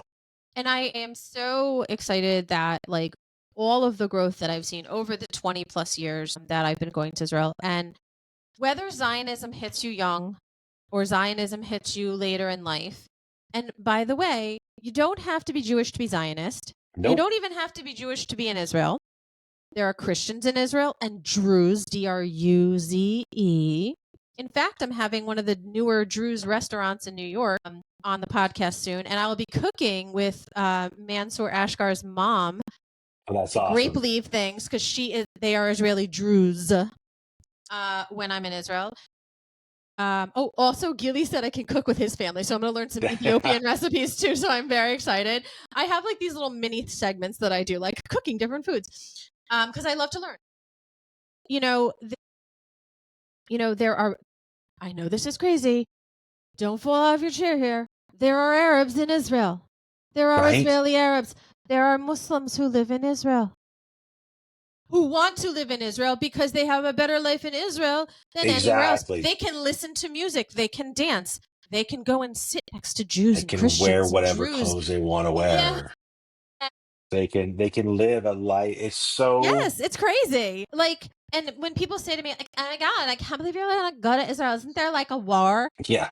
Could you help me out with this? What is like a war? Right. So like a war is kind of up there with like for real? Like I have to do something. Like what do you mean you didn't have to deal Do with you like him or do you buffering? like him like him? Well, like when you had like dad, did the internet buffer for you when you were a kid? I'm like, there was no fucking internet when I was a kid. Yeah. Yeah. Like, you have mail. Like I want to punch somebody in the throat when I hear that now. You know what I mean? We had it. more. I will set up an account if I can get it to say that again. I think that Like, right? was very exciting. Like, oh my god! So is it like the Valley Girl thing came back, and It that's how came we back, but they don't describe understand everything? it. They don't understand Okay, it. Because really, really, what I would like to do if I hear that, like a war, well, how about this? Like, I'm going to gag you with a fucking spoon. gag you I'm with like a actually fucking going to spoon. gag you. Like, I'm going to, like, it might come out the back of your throat when I'm done. Literally, I Yeah. literally did not know what to say. Literally. Yeah. Okay, so I'm like a war, like a war. If you mean what happened on October 7th, the unprovoked assault against Israelis and But the don't you know? But retaliation. it started before night. It Yes. started. But I'm asking them, what does like a war mean? Because I Yeah. want to know so I can answer their question properly. You know, I mean, I'm trying to be a good person But you here and can't answer. answer. They're so smart. They got their degree on Facebook and TikTok. You're not smarter than them. You're not smarter than a TikTok Are you degree, smarter than a fifth grader? Oh my god, that should be a new show, right? Matthew. You just are so Like, brilliant. Instead of the show, Are You Smarter Than a Fifth Grader? That right? I don't think it made it with Jeff Yeah, Foxworthy. Foxworthy. But it should be Are You Smarter Than a TikTok? Like, Yeah, like the amount. Yeah. I like can't. Literally. They're just. And you look at them, and they're studying. I don't know what they study. Women gender studies. I don't. We did. I don't think you can call it women gender studies. I know. I think, but Or you can't even call it gender studies, right? Because didn't they say that mothers aren't mothers anymore? They're birth givers? Or wait, is it? So just so before this even was like actually a real thing, my son, when he wants to like get to me, he will say like, "Oh, mother," and then if I don't respond, he goes, "Oh, birth giver." I swear, before that was a thing, just to be obnoxious. So I would be like, "Yes, life receiver." yeah, I see. We have more of the "I brought you into this world. I will take you out of this fucking world." That's what I say to him all the time. Well, Yeah. my father's favorite one was "Because I'm your father and I said so." Yeah. So my kids, I will say, my kids have that. They have a bit like I became part of my father. Yep. We all do it. Or parent. I do have the look. I just they can when they do something stupid, they just get that. No words necessary. Don't have to say, just look at them like, or what they hear a lot of. I don't do stupid well. They hear like when they would joke around. We'd be out walking the dogs. They'd be like, "So the Earth is flat." I'm like, don't, don't. There are certain things they know that I just can't handle, and they're like, "But Dad, the Earth is flat." I said, I can't do stupid today. Yeah. Like No, my please. jar of patience for Yeah. stupidity is empty. I'm No, sorry. I just can't do stupid. Today I can't. But Dad, I'm like, and they'll push me away. I get angry. Like, we're joking. I'm like, I'm not joking. Chewing gum in my Yeah. ear and making flat Earth shit and anything else stupid. Dad, we're gonna vote for this person. I go, if you vote for them, I swear to God, I will make sure I will reach the people I know that will take away your right to ever vote again. You cannot vote stupid. I'm like, you just cannot. Then they turn around and they go, and then then it comes the Jew part of it. We're like, hey, we're going to shul for for Yontif. They're like, do we have to? I'm like, yes, the rabbi loves us. We're going to go. And they're like, but Dad, you stand there, you put your tullus on, you fucking dance back and forth, and we stand there waiting for you to turn the page to know when we have to turn the page. I'm like, He's got to start announcing the page. I like when the rabbi does that because sometimes I get distracted at shul. But it's a room full of ADHD people. They have to. I think that's why Jews rock when they're praying. I don't think it's a thing other than just like we all have to be moving all the time. I used to never do that. Ever. I grew up conservative. I didn't know what's going on. Why are we standing up? Why are we sitting down? Why is there choir? Workout. Don't you know? Like, you're into health and fitness. You should know. I mean, think about it. They must have abs of steel. It's like, well, so then I turn around and I join an Orthodox shul, and all of a sudden I'm like, it's. But how good do your abs feel? Right. But have you? Yeah, the abs are good. But have you seen many really Orthodox guys? They're either undernourished or overnourished. There's no in between. Too much l'chaim, I think, is Like, the problem. So my wife and I years ago we used to go to the gym, and it was Toronto's first and only kosher gym. It went bankrupt. because have you seen a lot of really healthy looking Orthodox people? Um, not at all. And we would have class. We had men's, women's hours. We'd have Yeah, classes. that's tough. That's It really was tough. so crazy. And I remember one day walking, it was December, and I walked into the aerobic studio after my wife taught a women's only class. And I'm like, oh my God, it smells like fucking Hanukkah in here. What the hell? I'm like, what the hell happened? I'm like, See your wife's face right now because she's probably like, it was, but literally, I'm like, why does it smell like? And this is the weirdest part. I'd walk in. I'm like, can I come in? They'd be like, yeah. And they'd go around the corner if I had to come in and do something for them. They go around the corner, so I couldn't see any of them. And on the, I'm not kidding you, not kidding you, on the clothing hooks where you're, wigs. Because you can't schmix it away.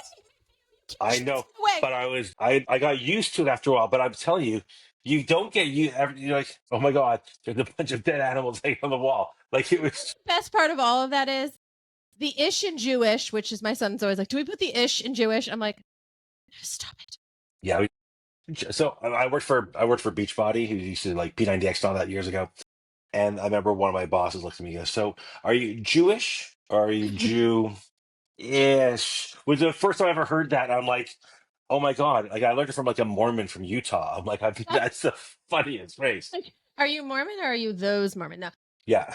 No, but like in Israel specifically, you will find religious Jews. Like I have friends that are Shomer Shabbos in Israel. They are tatted out the wazoo. Right.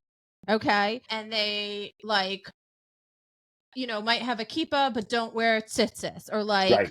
wear tzitzis but no kippah, and it's like literally every part of the ish of the spectrum of Judaism is all present in Israel. And I don't think we see it as much in the diaspora because, again, I No. think we put ourselves into these boxes in the diaspora. And that includes you and me because we are in Canada and I let North American Jewry, with our alphabet soup of like Jewish organizations. And like no one can play nice in the sandbox. No. And we're our own worst enemy with that. I used to say, Yiddish grandma that. I used to say, if you want to see the end of Judaism and the end of Jews, give us peace. Yeah. We'll kill each other. We will kill each other. Like, how many Facebook groups are you in for Jewish things and the fighting? Silenced so many things because, including when I was I'm a delegate for one of the parties for the World Zionist Congress, and some of the fighting that has gone on in there, and I'm like, do you hear yourself? And I'm like, we are literally our own demise. But all of that said, you and I can talk about darkness. We can talk about light. We can talk about rising up. I feel like you're just going to have to keep coming on the podcast because anytime. we're having too much fun. But I want to say, like, first and foremost, again, like, freaking Mazel freaking Tov to like surpass and outnumber what you did last year. And listen, not for nothing. Again, I'm not in Canada, but I'm not hearing the loveliest things about Canada's welcoming of Jews and all of the anti-Semitic stuff we're seeing. We are not welcome here.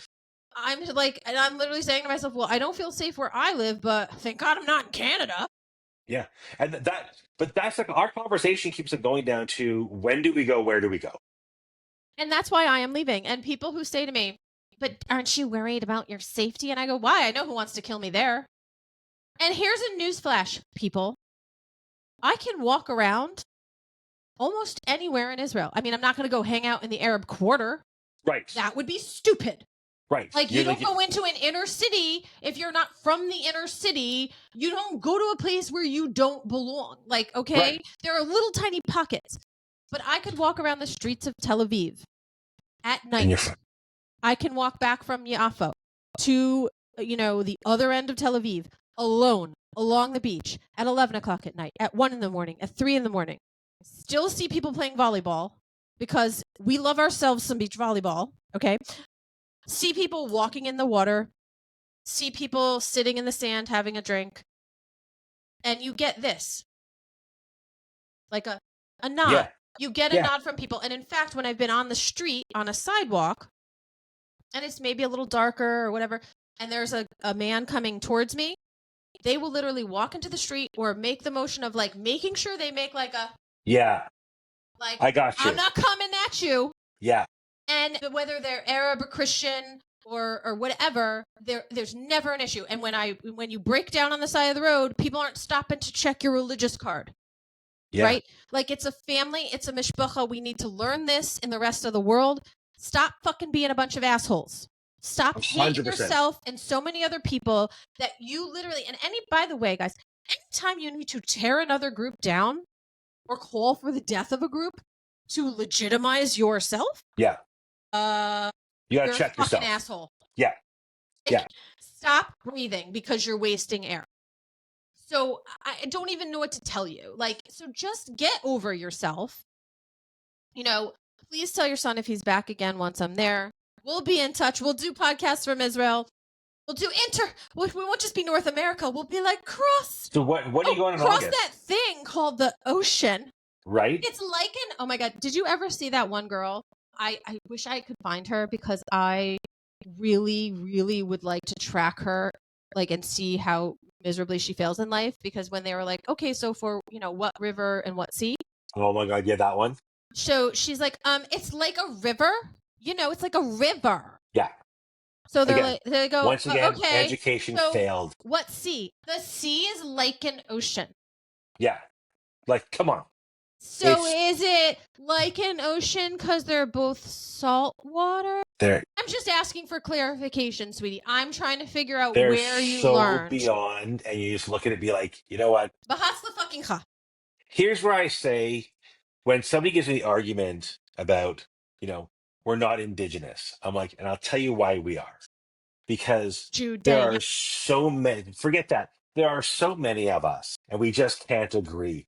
That's not religion. That's race. Like that. But so in response to all of that as well, I wrote, from the river to the sea, Israel has and always will be. And I just recently reposted it on my Instagram. It's on my LinkedIn. It's on my X. Hillel Fooled put it out on his X for me. Nice. And it's being made into like a song. Awesome. From a friend in Israel. Yeah. And it was so, again, like you can't argue with because you can't. Also, yeah, I mean, you can't fix stupid and can't reason with crazy. But I was like, you know what? If they're going to keep chanting things that rhyme, well, guess what? I read me some Dr. Seuss back in the day. Right. I can also rhyme. It's rhyming time. I can go on and on. I really can do this. So I wrote an entire piece, from the river to the sea, Israel has and always will be. From the river to the sea, you fire rockets upon us daily. From the river to the sea, That's our iron amazing. dome protects us skillfully. From the river to the sea, we will defend ourselves vehemently. I know that was a big word, Matt, for them. I know that was a hard. But wait, ready? There were From many, the river many to the syllables. sea, confused? Just ask those who study archaeology. Nice. Guess what? Matt, it rhymes. It all rhymes. Oh my God! It's amazing. I used to watch the campus protests, and the idiots spending $40,000 to go to school and sleep in a fucking tent from Walmart in the George quad. Soros paid for that, Matthew. Right. But I sit there and I look at it, and I'm like watching them do the cheers, and it was that one guy who the black guy who was like, all Zionists should die. That guy that he was like. So watching him lead it one day, and I'm like, oh my God. I go, I don't know that guy. He wasn't our color war captain, was he? Like, it literally was camp. They were doing camp cheers. It was like, I ran over, send Matthew on over. Yeah, and it wasn't even, I was like, Grey, Gray, no matter how you spell it, this is how we yell it. It was like, oh my God. Well, you know what the perfect one for them is, Matt? Are you ready? I know you're going to join in. UGLY, you ain't got alibi. Oh, I love it. That's what we should just start chanting back at the protesters who just scream and yell. So I'm thinking, oh my God, that's it. Zionist AF Shop will design cheerleader outfits for the protests, for the rallies that they do. Mecca beat cheerleaders, and then we'll get pom-poms. Gee! Have you seen what they've been doing in Toronto? It was big on social media for a while. They've been there's like a fist, and it had their fist was colored in their terrorist flag colors. Yes. The Black Power fist in the Palestinian flag colors. Yes. So throughout Toronto, they've been spray painting that, and somebody's been going around drawing a very phallic looking thing in the hand. And they're conflicted because do we paint over it? Otherwise, we're painting over our own banner. And it's like, Complex, and I can't it's, figure it out. it's, Wait, hold on. Let me refer to my notes. Scream and yell things that are nonsense that rhyme. Wait, cry, scream, babies dying, watermelon. I so don't we have, I don't know if know. you guys have that there. There's Well, we have this weekly rally in Toronto. It's been going on. It started the week after the 7th. So ever since October 15th, there has been a rally at the corner of a very large Jewish neighborhood. And then all of a sudden, the other side started showing up, literally on the other side of the road, protesting the protests, the ralliers. And when the weather got better last month, they started handing out on the Jewish side of the street, the pro-Israel side of the street. They've been cutting up because there's a grocery store right Please there. tell me they're having watermelon to eat. They're cutting up watermelons and they're handing it out to everybody who comes by. They walk over to the police and offer the police. They call them over. Are you hungry? Yeah. Tell them we got some watermelon. Delicious. It's so juicy. It's really sweet. It's really good. We got rid of all the stuff that gets clogged in your teeth, though, so you're good. You won't be. We spit you right out. Exactly. That's awesome. There are some people in New York that do that, and I think there's a Jewish comedian who did that. And then one of the better ones I saw on social media was the lion just right into the entire watermelon. It's fun. But, like Jennifer, what is that bitch's name? The idiot one that was married to one of the Ben Affleck dude. Her fucking and by the way, like I want to cut up my Capital One card because like get off my fucking Capital One, you stupid bitch. Yeah. And your daughter, and you're like, oh, I'm so entitled, and like so fuck off. Like I can't even. Like to me, that is the embodiment of like, oh my god, like I'm so like my like a Range Rover. The leather is not the right shade of like this specific kind of, it's not tan and it's not like camel, and like oh my god, I can't. And like that is just dumb. You cannot fix that. That is just stupid. Again, stupid I can't do stupid today. But then you also have stupid ever like that. I'm sorry. I feel like bitch slapping sense into people should be legal. It's right. It's like this. It's like let's look at all the people, all the movies we can't see anymore because that person hates us, that person hates us, and all the songs we can't listen to. And I sit there and I made a post 2 weeks ago about everyone's favorite summer jam guy, Dave Matthews, who hasn't had a solid hit since 1990. I was like, he's been replaying the same shit for like 20 fucking years, so whatever. And they're all stoned. Steve Miller and my friend. No, I'm making fun of because Steve Miller played the same tour. Like he played the greatest hits tour for like 27 years. Wonderful, good for him. Yeah, that's all Dave Matthews is doing. But everybody's freaking out, and I actually was invited to the Dave Matthews Band Jam Jewish Facebook page because I made these posts about it. I'm like, guys, can you name me a song that he's written since 1998? I know. Like. You're all upset that he's doing it. First of all, the guy's having weird orgasms while he's performing on stage. Like, dude, why are you doing that? What's wrong with your face? Just come on. You're having a stroke halfway through playing. What? It's called addiction, Matthew. Right. He needs your help. Rise up over his addiction to weed and stupidity. Beyond. You know what? I can't do stupid, but I sure as shit can't do stone stupid. Right? Oh my God, too much. I'm not sure what the name of that podcast should be. Like maybe it's like Stop Lighting Up, maybe. I'm not sure. But it is so clear that there are certain people like screaming for attention who are so like they know how irrelevant they are. Yeah, they've reached that point of complete irrelevance. At least Steve Miller Band, which by the way I do love Steve Miller Band. I still love. I saw him every year. Kenny Lee Lewis, hi Kenny, because he does watch the podcast. He is the bass guitar player for Steve Miller Band, and my old neighbor in California, and his lovely wife Diane. Hi Diane, I'm an amazing musician in her own right, by the way, like ridiculously talented family. But like he was playing music before I was born. And he's still playing music, and he has some newer music. But, like, not for nothing, that's talent that you can get a grandparent, a parent, and a grandchild all at a concert and command their attention for that entire time. So, like, yeah, I'll go to pay to see that. But like Dave Matthews, no, I'm sorry. Like it reminds me of like I don't even know because I don't even want to make fun of another group like and insult them because like Yeah. Dave Matthews is irrelevant. Like Well, that's it. And that's what I'm saying about the Steve Ballmer stuff is that they had hits and they played it and it was one. It made you feel good. They were doing what they love to do and not placate to try to be relevant. Their relevance was fly like an eagle. That's where the relevance, like that was it. We knew it and they knew it, and let's give us what we want, yeah. right? What they enjoyed doing. But you look at all this new like, I need to jump on the bandwagon. It's like you are on the wrong side of the Also, bandwagon. like I don't need to know who you want me to vote for. Fuck off. I'm gonna vote for who I want to vote for. Like I don't know why celebrities of any kind think that like George Clooney, by the way, did he like slip and fall into shoe polish? Like I don't know. I mean, but look what he's married to, that hate-filled shrew. Right. Like I do boycott him actively, by the way, because of his recent Oh, like But I am so upset that I can't watch fell Nipple so Batman far. anymore. He fell so far from facts of life. You take the Right. good, you take the bad, you take them both, and there Like- you have the facts of life, George Clooney. Right. You need to He learn the really facts was of so life. much better when he was Booker. Yes, I do. That's my wife says this to me all the time. If And if it won't make me money, it's up there. Yeah. I know trivia that no, like why should I know that his name was Booker? Like, oh my God. Like, yeah.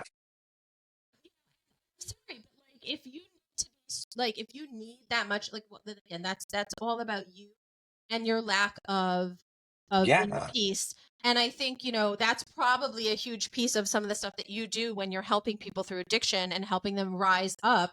And the thing is, the whole idea of rise up, and this is how I'd love to close the podcast, because I feel like, Matthew, you embody like I don't know how you came to that title, but rise up is really who you are, right? Because you are rising above the fray. You are choosing to hold yourself to a higher standard. You're like, Yeah. I'm choosing not to deal with stupid. Yeah. No, there's no I'm stupid. choosing to walk in the light. I'm choosing to show people that there is life after you hit rock bottom. And all Yes. these hate-filled sacks of shit losers that are nose rings, and they are nose rings, right? That's what they are. They are close or circling the drain, right? And eventually they're going to have to learn to rise. I'm not sure how to. Or they're going to sink. It's one or the other. Their rock bottom's going to be a harsh rock bottom. Right, exactly. And you are showing by doing how to rise up. I am taking myself from a place and always trying to be better, right? What is the goal of us as humans? We are trying to be better. We're trying to provide a Every better life day. for our children. We are trying to make a better community. We are trying to be better than we were the day before. You get it. You're clearly raising your kids that way. Your wife is clearly on top of it. She doesn't even have to be on the podcast for us to acknowledge the fact that that's clearly true. Yeah, 100%. Your children are embodying that. And my son is, when you say apple tree, yeah, he's 100% Yeah, mine. like, Well, I mean, it's just he and I raised him by myself, so like he very much is snarky and all that. Like I feel like we're related because our Right. kids, I feel like, are very much on the same line. But when you are say it straight and you do it properly, they're going to learn it. And that's the thing. You're leading by example. You're rising up. So you're rising up both because you're physically rising, you're making yourself physically stronger and mentally stronger, and you're showing people by doing, but you're also rising up when other people are unable. But you're not rising up and being like, see ya, bitches. No, you're extending your arm down and trying to help. And that is a beautiful thing. And I think that that is something that we as a community in the world have forgotten. And even sometimes within Judaism, even though it is commanded of us and we talk about it all the time, we forget sometimes. And I thank you for all of that. And I actually think that this particular Pirkei Avot quote will resonate with you very much. And it's one of my favorites. It's if I am not for me, who will be?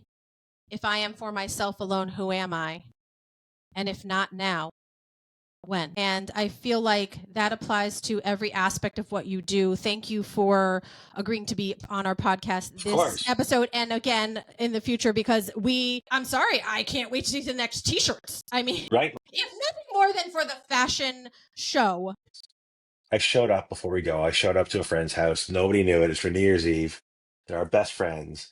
I was hot. I had a sweatshirt. My wife's like, whenever we show up to their house, I have a sweatshirt on. She's like, oh, there's a reveal tonight. And so I do it subtly. So like I walk in the kitchen, I get drinks, like I'm still wearing the sweatshirt, I come back in, then I change. Then I come back in. I sat down and they're looking at me. Your shirt says trophy husband. I'm like, yeah, I have a very crucial question for our Zionist AF family. Do you find all of these t-shirts? I do. I do. So the best part is I have one that says my wife has an awesome husband. Somebody, a total stranger, looked at my wife and said, "Did you buy that for him?" She goes, "Are you fucking kidding? No." Like it's to you have to laugh. And if I can make somebody laugh and smile just by walking past, I don't like kale. I actually hate kale. Kale's not a superfood. Kale is a garnish that hides the ice. Right? It's like put chop. Kale, and it does. Kale hides the ice at Pizza Hut salad bars when they were around. That's what it did. And so I had a T-shirt that was made because I'm an asshole. I reached out to a woman who makes vegan clothing on Etsy, and Okay. I asked her if it was a green kale colored shirt. I said, "It says kale," and I said, "Do you customize your T-shirts?" She goes, "I do." I said, "Will you be offended if I ask you to put something on there?" She says, "What do you want me to put?" And I said, "I want it to say, kale, and underneath it, put what sadness tastes like." If you pay me, I'll do it. I'm like, "Thank you." So if you can't make someone laugh, then you're not doing it right. My cheeks hurt. Well, I did one where I actually made kale chips one day, Did and they taste like sadness? no, I'm not eating those, but I did the whole process. I actually made the full recipe, and then I said, now on the vacuum, it comes with this attachment. And the best part, once they're crisped up, they just suck right up into the vacuum, and people were dying. And all of a sudden, you see my wife right on her on the comment. She's like, "You broke the vacuum." Because the next day we got a vacuum, and the whole house smelled like baked kale. So yeah, I've been doing this for a long time. I'm here all week. Enjoy the meal. Like, yeah, so that's the shit I do. Actually, I had a shirt made up that says, I don't know what show I was watching, but it was one of those where it was like, that big dick energy, and that's where the comment was. I'm like, you know what, BJE.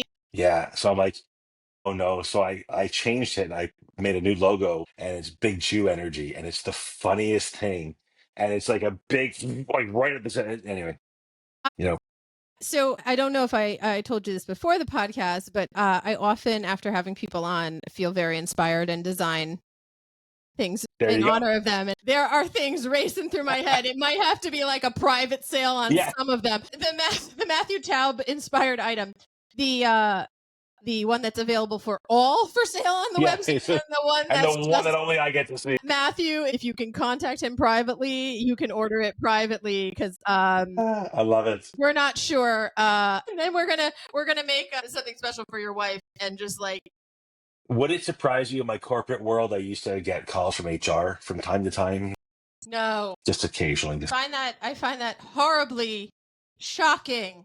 shocking, Wow. Well, shocking, you know what? But again, I think we all need to just chillax a little. Like, really? right? I We mean, have so much going on. If we could I'm fight the so fight, be triggered by designed. the wrong pronoun. Okay, get over yourself. And Yeah, by the anyway, way, get along with all the voices in your head and make friends with the right? monsters under your Yeah, bed. And then make a song about it like Rihanna make and Eminem and make tons of money. ex- exactly done. Showing finished. Drop the mic, we're done.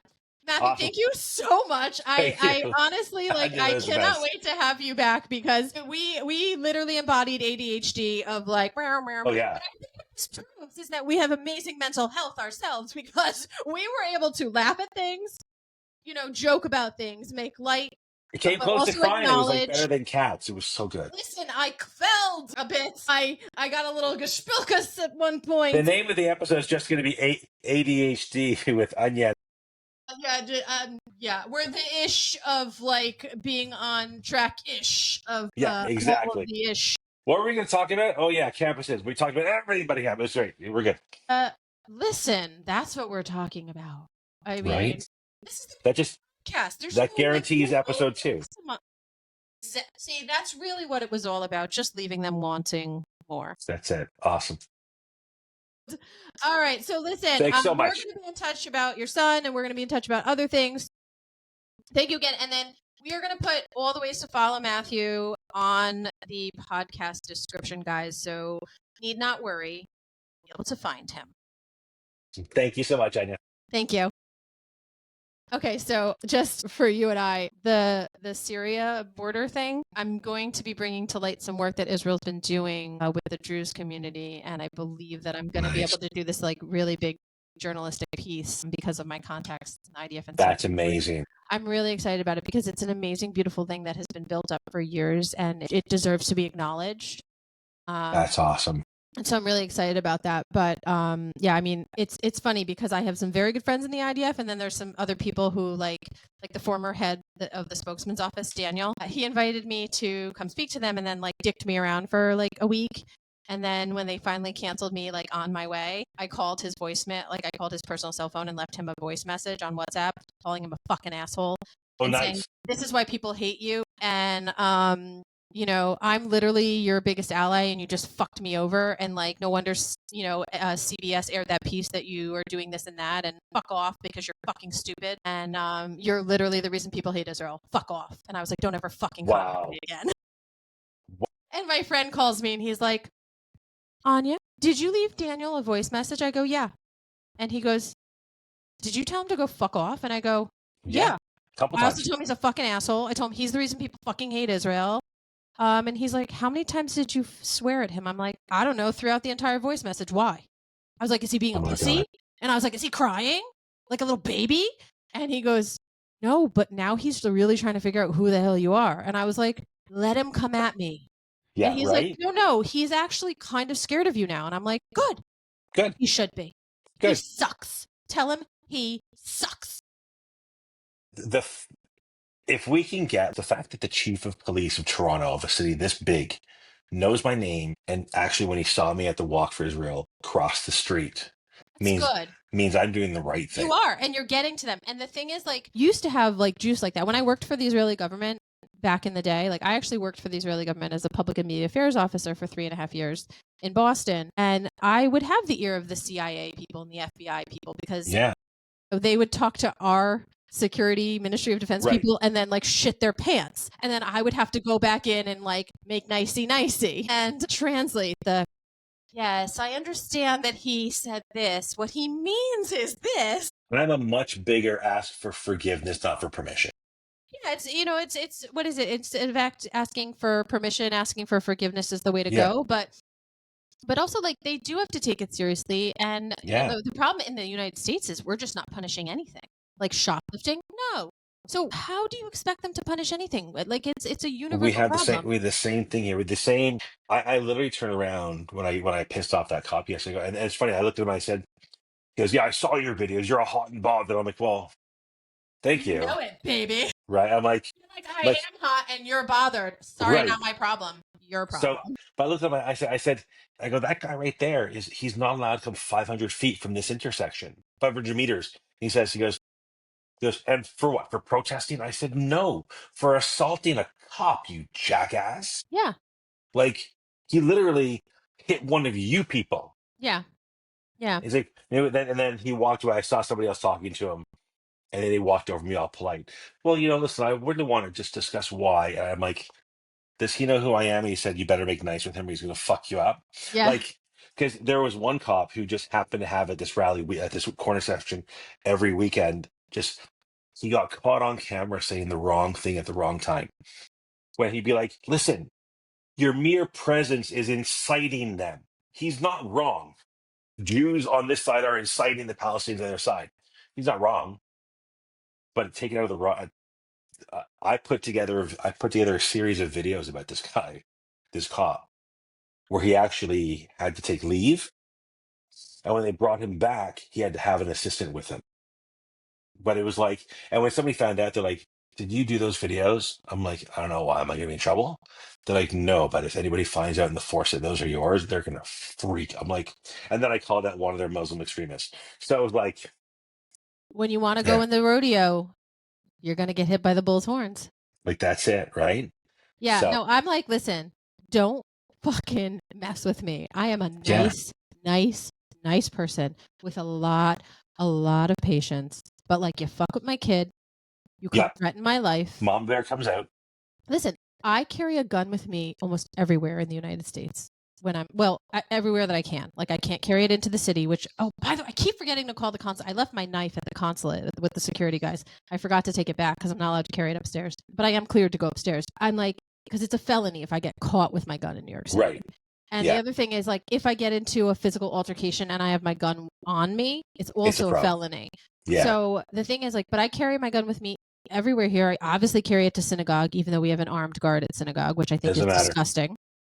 But I go to Our Chabad. the security yesterday, we had to pay the extra cops and all the private security cost Yeah. $500,000. Yeah, it's ridiculous. And the thing is, like, and there's been talk about that. The anti-Semitic incidents are up like 500 something percent. And the cost that Jewish communities have to incur is this, and this. And it's like, but when? If we would just arrest these fuckers and actually punish them, then we wouldn't have to do this. But, you know, that's why I carry a gun. I don't have to do that in Israel. We're so used to being Jewish costing more, right? Kosher food, Jewish day school, Jewish day camp, this, that, shul, JCC membership. We're so used to, well, you know, when we had a screening of October 8th, and I actually spoke to the police board about it. I said, we had a movie screening where we had to pay more money to protect us from the people that I helped fight for you to get a higher budget to police them, to escort them, to protect them from us. And what? And yet we have a movie and we had to pay security to protect us from them again. Right. And look what happens when there's not security. 2 young people get shot in the back. And then he was able to unload 10 more bullets into her. She tried to crawl away. Where Right. the fuck was everybody? And the fact that he walked into that building And What the wasn't fuck? taken down, was polite. Sat down. Let me tell you, after September 11th, when I flew, I was eyeing people like a motherfucker. And I was like, I will come at you. I will die doing it, but I will come at you. And, you know, and also like the fact that we've had to talk to our kids about this, like you've had to tell your children this, I'm sure. Like I told my son, like, listen, because we go to Chabad. I'm not a very religious person, but that's where we go. Mostly because I'm a single parent and I'm not It's paying great. dues. I'm not paying Yeah. dues at a fucking conservative synagogue where I can be made to feel like less than. Fuck off. My family built Right. that shul. Fuck off. So I go to Chabad. Do we grow up at the same I shul? seriously Thank you very think much. we did. So now I go to Chabad where they're happy to see us and they're thrilled when we come. So I'm on the women's side and I tell my son, like, look, if this happens, this is what I need you to do. Yeah.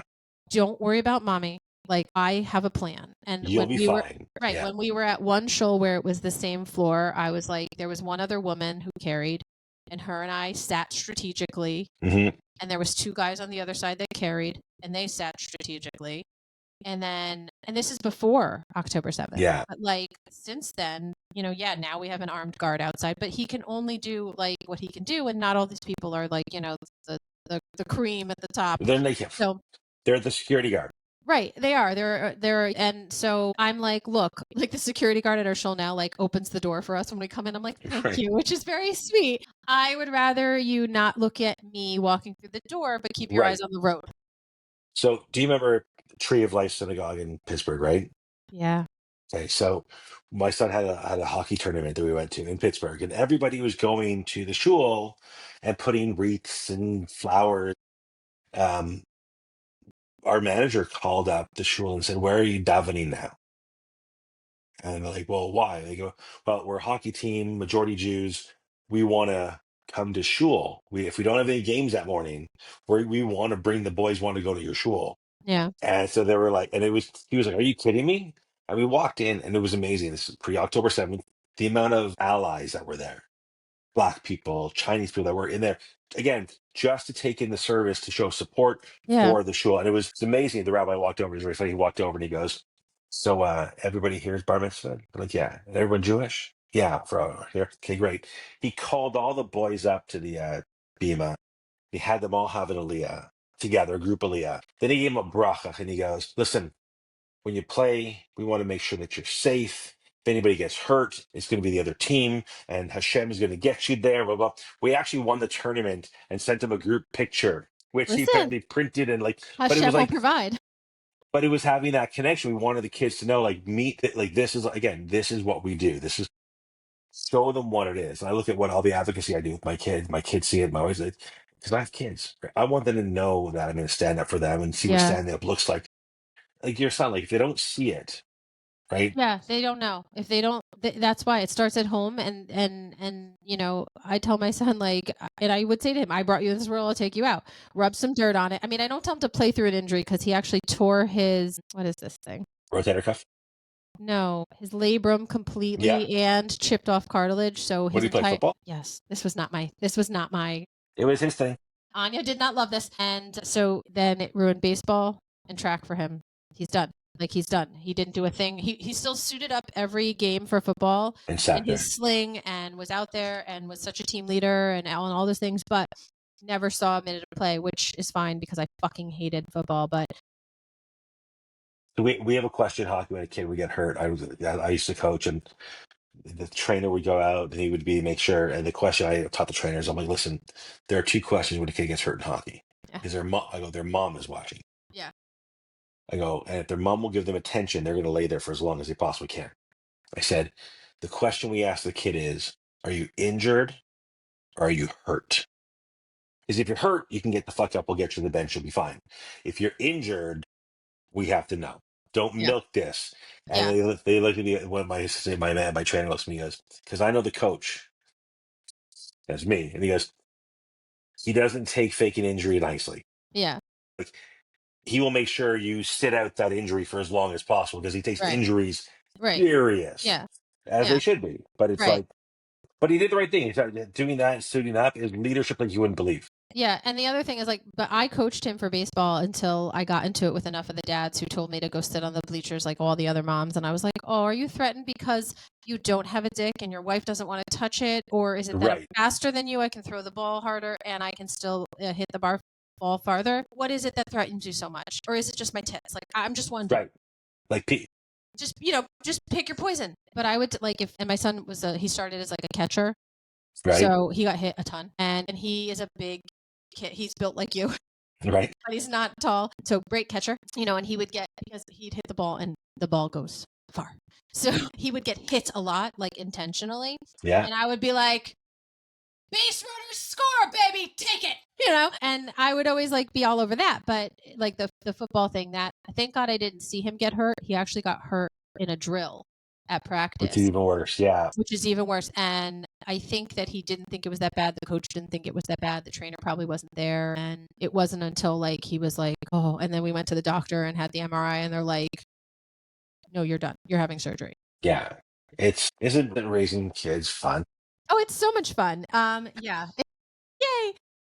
But in any event. My joke was always, I really wanted to try making them what came after fucking sucked. It was like that, like really. It was so fun to practice having you. Yeah, I would say I like when my kids pissed me off as they got older, I'd be like, really, the only fun part of you is making you. What do they say to you as boys? They go like, Dad. Oh, they're my kids, so they'll joke around like again with sobriety and all that stuff. They'll joke around like, we'll go to a wedding, I'll go to the bar to get drinks for everybody. Like, Dad, are you gonna be okay? Are you gonna be okay? Right. My oldest one, when he's in second year university, so his roommates and there's first year, so his roommate first year was like, I'm like, why is your floor sticky? And they're like, oh, we were shotgunning beers. And his roommate goes, so Matt, when you shotgun, I'm like, don't fucking explain shotgunning to me. I'm like, I don't drink anymore for a reason, right? Because it's all over the floor. Yeah. So I'm like, can I give you a tip? He's like, what? I said, if you're gonna shotgun beer, I said, you either do it in the bathtub, jackass, or somebody else's apartment. You don't do it in your kitchen. I go, and then try and clean your floor with a wet jet, which just makes your floor sticky to begin with. Yeah. So we'll we joke with that. The lines that come out of their mouth, like they're just rude, they're obnoxious, but they're funny at the same time. But I turn around, like my kids, if they have trauma, and I always joke with like, I say, I know I wasn't the best dad, and I raised you with some harsh things and some dad jokes. I'm like, I'm just trying to give you financial freedom, so when you write your book about how traumatic your lifestyle was growing up, I'm just giving you financial freedom. Yeah, you're welcome. Always giving. Like they all would about you. when they were like when they were like 5 and 8 and like 10, they'd be like, "Dad, where's Mom? She left. Where'd she go? She joined the circus. She ain't coming back." Like I would do shit like that, but just for fun. They look at me now like they go, "We think we're fucked up because of that." I'm like, probably that, A whiny, entitled, useless nose right? ring. I'll tell you when during COVID, because Toronto was like Canada was like California and New York had a baby, and it was Canada when it came to the COVID protocols of mandating life in your home. And so they're learning like that online Zoom school, which one of my middle one, his teacher didn't even turn her camera on. I'm like, what the fuck is going on? But you know what? It was actually really scary because I was teaching at that time. And the problem is they told us if we see something in someone's home as mandated reporters, we have to report it. And I Right. was like, oh, fuck no. Uh-uh. Yeah. So No. I would tell the kids that they could point their camera down at like their book or Right. their hands or No. something. The teacher had her camera No, off. I know that, but like Like I it's get because she probably was just like, fuck this whole thing and just was like, I right. can't deal. So I turned around one day. It was like May. It was nice. I'm like, boys, laptops down, classes outside. They're like, why? Like outside, it's too nice. We go outside. They're like, what are we doing? I said, I am teaching you how to mow the lawn. That is today's classroom lesson. You're learning how to mow the lawn. And but that's like, Listen, you my know, son learned things like he did this for me in school. awesome. And then he took our grammar class and he did this for me. He did my logo on a thing. My son is like taking all those classes now because I'm like, you need to learn to be useful and self-sufficient. And Learn a skill. yeah, exactly. And I do feel bad for him sometimes because unfortunately his biological father is an asshole and he chose to do bad things and therefore not be a part of our lives. And, as a single mom, like he definitely, they're like, I was like, okay. And he's half Middle Eastern. So he's hairy. Okay. So shaving was like, he had a mustache at like 12. Right. And, so I was like, my dad barely has any facial hair. So I was like, okay. I had a friend come over and be like, work on shaving. Because I was like, I can teach you how to shave your legs. But that's awesome. But I that's was awesome. like, I don't know. That's awesome. That's what you have to do. Yeah. And like the thing is, like, I try to do the best I can. And I'm like, look, dude, sometimes things suck. Like you have one parent who has one income and it's not always been great. And like, I'm sorry you don't have as many things as your friends do, but like it is what it is. And you have to learn to like, whatever. And also like he also had to deal with stuff of like having, like kids say stuff about me. And he's had to defend my honor a few times. Really? Oh yeah. And kids are like crazy. Like Kids are mean. one kid took some of my stuff on my social media or something, and then I think either used AI or just some sort of website and I think either put my face onto a naked body or did the thing what makes you naked and put it on a MILF website. And I was like, so my son met him in the locker room, and my son taught him a lesson. And the football Old coach school. came in and looked, and the boys are like, told the coach what happened, and he just did this and walked away. And Yeah. he kind of looked at my son like, I'll give you a minute. Yeah. Well, that's an old school. There's honestly, And there's not enough of that anymore. Like, there's no accountability. Like, kids think that they could do anything, say anything. I hate the phrase, but we got to bring the bully back. It's not even. We have to bring consequences. Again, I know a big multisyllabic word for those people, but actions have consequences. When I say the bully, it's like that. Not that I want people bullied, but there was always that one that everybody else getting There's that the ball. kid that, they bark, but someone has to stand up to them because when you stand up to them, they back the fuck down. Right, and that's all it was. Like it was a balance, right? And it's. I remember when my oldest one was in Jewish day school, and they went through a phase where they were slapping each other. I'm like, what the fuck are you slapping each other? It was the thing, and they did it in the boys' bathroom. I was told. Yeah. What? So why they are were you all hanging out in the bathroom? Ew. they're slapping each other, and I'm like, yes. I'm like, I go, here's the deal. If you don't want to be slapped, slap them back, but make sure. Actually, Tom, I said when you slap, I go, you want to slap out here so that their lip gets stuck on their canine and actually cuts their lip. They see blood, they're never going to hit you again.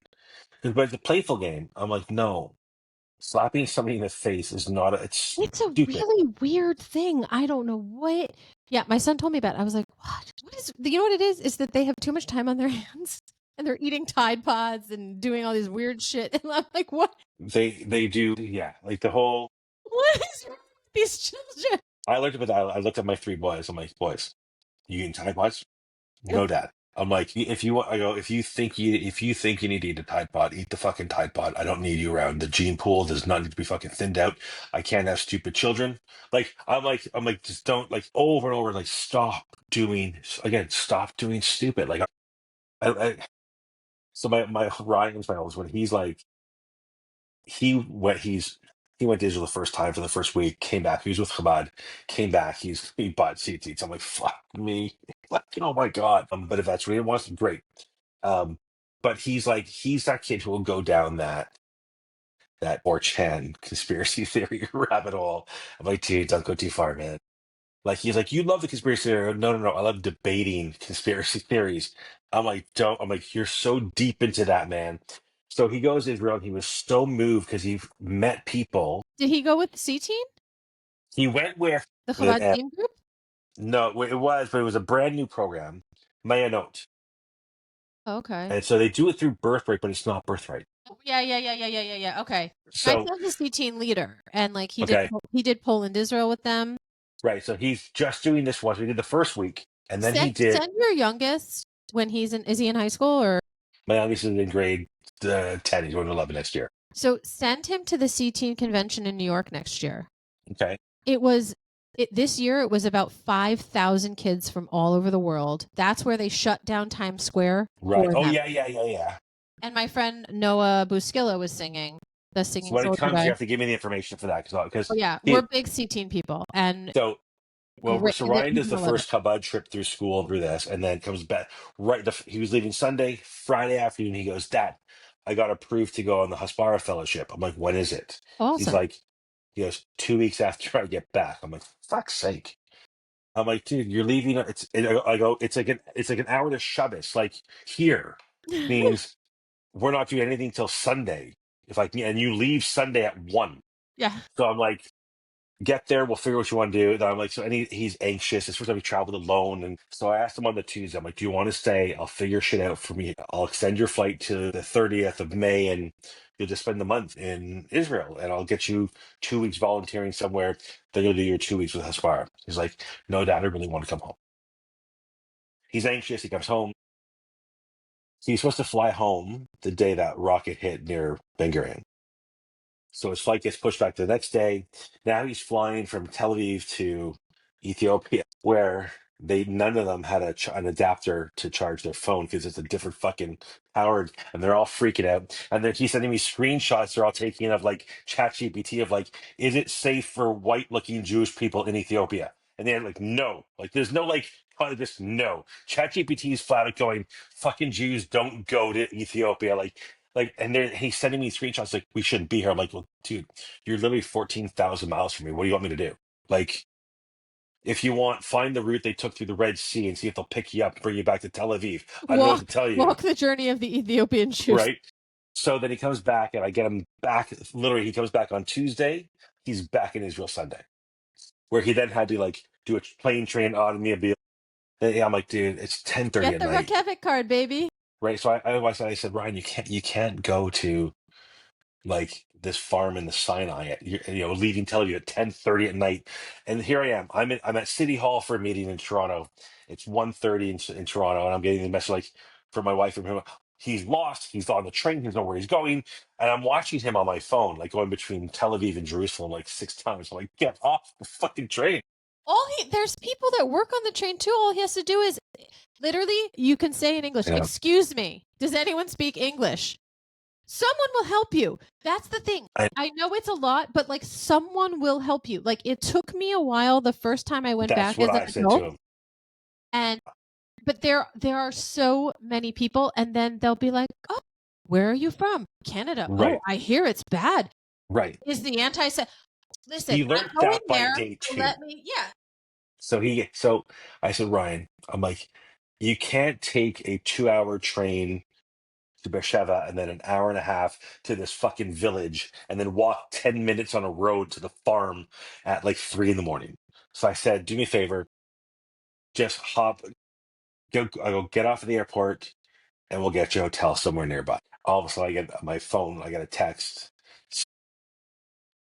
Fraud warning, is this your charge for $490 at so-and-so hotel? I'm like, oh my God, I call him, I'm like, did you book a hotel? He's like, yeah. I go, for $500? I'm like, You talked to the first one that came up, right? yeah. So I'm like, oh my God, yeah, it's like the sponsored one, you jackass. So he's like, don't worry, I'll pay you back. I'm like, I have a job. So I'm like, I go, you know what? This is your trip. Enjoy it. Like, honestly, I said, enjoy the 7-star hotel you just booked yourself in for one night. I said, make sure you enjoy everything at breakfast because it's going to be amazing. Hop on the bus. Then he Yeah, figured out how to and get pack there. a few little pastries in a paper Right. towel because you'll be able to eat it on the train. So, and clearly I haven't done enough job as an Ashkenazi Jew where I turned to him and I said, when he came back, he calls us, he goes, it was weird. The breakfast had it was like fruit and vegetables and salad and fish. He goes, who has fish? I'm like, I failed you. I go, it's smoked fish, right? And you had carp and you had whitefish. He's like, what? I'm like, yeah, it's smoked. It's dry. It's really good. He's like, it's gross. Like, he's like, it looked like it was like stale, dried herring. I'm like, pretty much, yes. That's pretty much what carp is and whitefish. And we grew up on that shit and it's vile, but it's good. But now he's like, then he spent 4 days in Tel Aviv all by himself. And then now he's on the Hasbara trip and he is literally having The time of his life, I'm sure. honestly, he's going to the Knesset for 3 days where they're actually working the Knesset. They're learning. Cool. He is yeah, it's crazy. So as far what I've been told is this, and you as well, I'll tell you, we're raising them right. Yeah. Because not everything has been easy. My gym, the kosher gym, failed clearly. So put us into financial struggle. Our kid, I remember they went to Jewish Day. So I remember going to It was a noble endeavor. We tried. It wasn't on But we're purpose, a fickle people. We right? are. Listen, we don't even have a kosher caterer in my area anymore. Wow. That's how fickle. Like, they ran this poor girl who took over her father's business out of business. Have you not heard the joke there? But then I'll let you go. Plane crashes, desert island. Another different, the Jews, yeah. different desert island. He's there for 25 years and he gets rescued finally. And they said, what have you been doing here for 25 years surviving? He goes, well, I'll give you a tour. I'll show you around. And he says, this is the first place I lived. And I got the TP type thing that I got this. I built another house. I did like that. So I had to renovate. So I moved over here. And this is where I go shopping. And he goes, this is, Temple Beth El. And next door is, Sher Shemaim. We don't go to Temple Beth El anymore. Yeah. We don't like those people. We had a falling out with all of the coconuts that are people. Yeah. But that's who we are. Who is it? Shai and Eta and Abi and Eitan have it. Listen, Eitan Shataya, I love him to pieces. Shai Davidai, I like him. I don't agree with him all the time, but I do like and respect him. And Abe, I know very well. I love when Abe is angry, and I love when Abe is angry and yelling in Arabic. But they're concept of the 3 Jews, 4 pages, whatever, 2 Jews. But Eitan says it all the time when he's with Shai. I was at an event that they were both speaking, and he's like, "We're very good friends. We disagree wholeheartedly almost everything." Watching them, I was watching one last week that Abe was talking to me. He's like, what did he say? Shai saying something. He's like, you're wrong. He's like, and I love that. Yeah. Especially with Bitar. Well, I feel like Abe brings the testosterone to Eitan and Shai, and I love Eitan and Shai. And Eitan's been on my podcast, and Shai and I are still trying to find a time that agrees with both of us. So we'll be doing that for the end of time. But also, Eitan, when I was sitting with him in Israel, he's like, Anya, I mean this with love. What the fuck are you trying to do? And he's like, I want to help you. But he's like, Anya, you're trying to save the world and you're all over the place and you're too general. You need to be specific. You need to narrow it down. And he's like, and I love you, Anya. And you have so much chutzpah. And he's like, you're such a good voice and everything. But he's like, you're just, he goes, you are literally going to drown. Yeah. And I said, and I'm like, I know, but I've been treading water for so long, Eitan, I don't know what to do anymore. I lost my business. I finally opened my own PR firm right before October 7th. You right. Bitch. But you go with the flow. Yeah. Shit, and I'm hustling and doing what I can to stay above water. And I'm like, okay, Like, it's fine. But the thing is, like, I am gaining speed. I was actually just contacted. I want to get you in on this. Some people in Israel came to me. I love when people come to me. They're like, "Oh, Anya will help you." What juice do I have? I have no juice. I literally have no juice. I get messages from all over the fucking world. I'm like, So, I don't. You're like, and of course, I say yes to everybody. I don't know what the fuck I'm doing. I don't know the meaning of the word, no. But it pisses me off because this hits hard and this hits home because WWE is centered here in Connecticut. I am credentialed. You messaged me that yesterday. Yes. So I am credentialed with the U.S. Press Association. So I will be submitting it to the U.S. Press Association. And I reached out to 2 friends at Fox today, and I'm going to reach out to someone else tomorrow, because there's that one wrestler who's literally spewing hate every week, and the WWE, TKO, and everyone else has just been ignoring them, and saying no comment, no comment. And so I'm like, all right, let's do this. Like, and you know what? Not for nothing. Like, if they're saying that they think I can help them, then let me try. And you know what? This would be good for my career anyway, because what if this is like a big expose that I finally fucking break, and I finally get a comment, and I will drive to Stamford, Connecticut. It's 45 minutes away, and I will show up at the headquarters if they will not answer my phone calls. Yeah. And I will say, so WWE, you have no comment. And then I'll go to TKO, and the guy in Israel, he literally sent me pages of all of the articles written, all of the attempts to contact them, everything that's happened from the Jerusalem Post, I don't know. I literally have like notes on this because I was reading the email and I'm like, okay, so JTA, Jerusalem Post, also Netflix is airing this every week. And so I'm like, okay, let's go at them. Seriously. Why not? You don't want to take this guy and his hate-filled, shrewish wife, and they're literally spewing anti-American. He's like, America sucks. Fuck America. Can't do that. He's like Americanism. You can't do that right now. Americanism? What is Americanism? This is it not. It rhymes with Zionism, so you thought it was a word, you dumb fuck? Like, I don't know what to tell you. I can't fix you. If you can I will help you do that with whatever you need. Like, and this is like, so I actually got a friend of mine say the same thing. He goes, even when I started the podcast with Rise Up and all that, he's like, what's your goal? Right? He's like, he's a financial guy. He's like, what's your goal? I'm like, I don't know. What I want to do? It'll make me money. I want to not struggle. That's my goal. Right. I want to win the fucking lottery. Seems to be not working. It's broken every week. I don't win. Right. So I'm doing this. All my advocacy clearly is taking a cut out of what I earn for a living. Right. But it makes you happy. Right. And so I'm writing a book. I was writing a book on addiction ahead of time.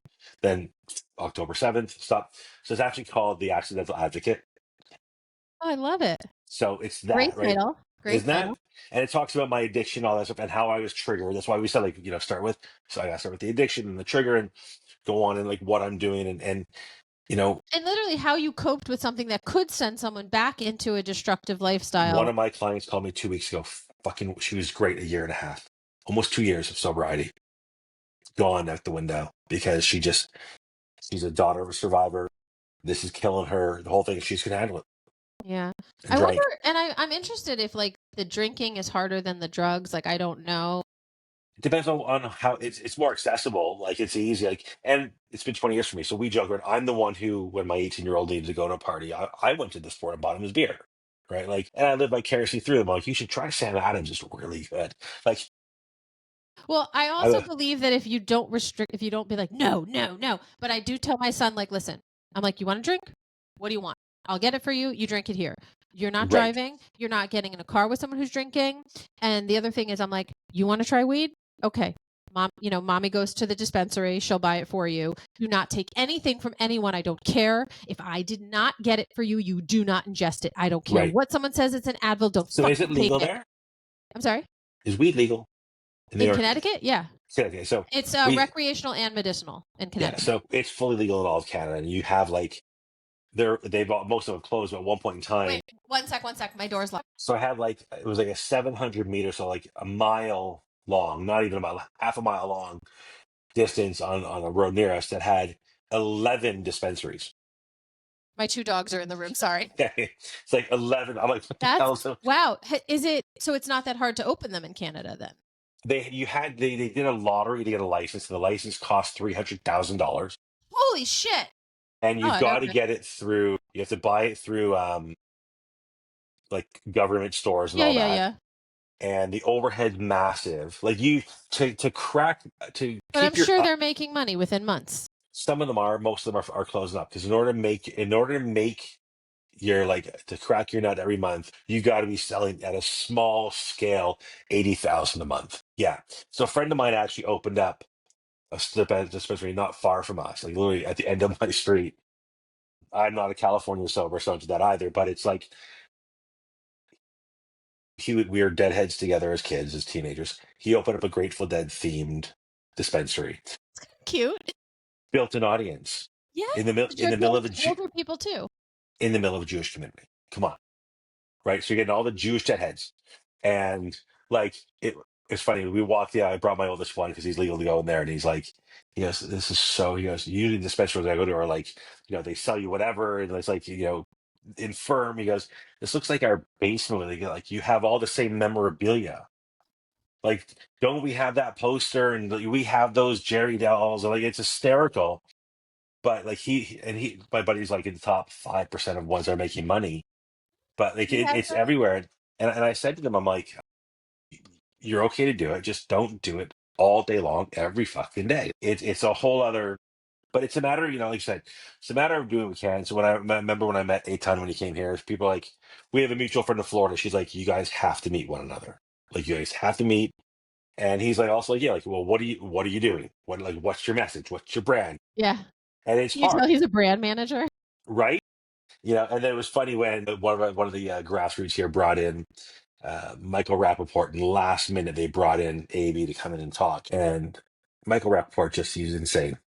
Yeah. And so I love he's him, but you can only get him to commit to things when he's in front of you. If you call him, like I have his number, I've called him, and he's like, "What?" And I'm like, "Michael, I saw you 2 days ago." yeah.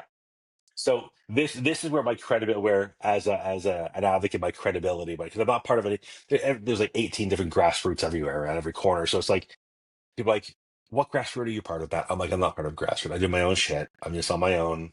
I'll help whoever needs help, but I'm just not a grassroots guy. And so we go to this thing, and I stand there. Everyone's asking Michael questions like, because it's the Jews, right? It's like, so when you filmed, I'm like, dude, you're at like a fucking event with Michael Rappaport about yelling about Judaism and anti-Semitism, and you're asking about a fucking movie.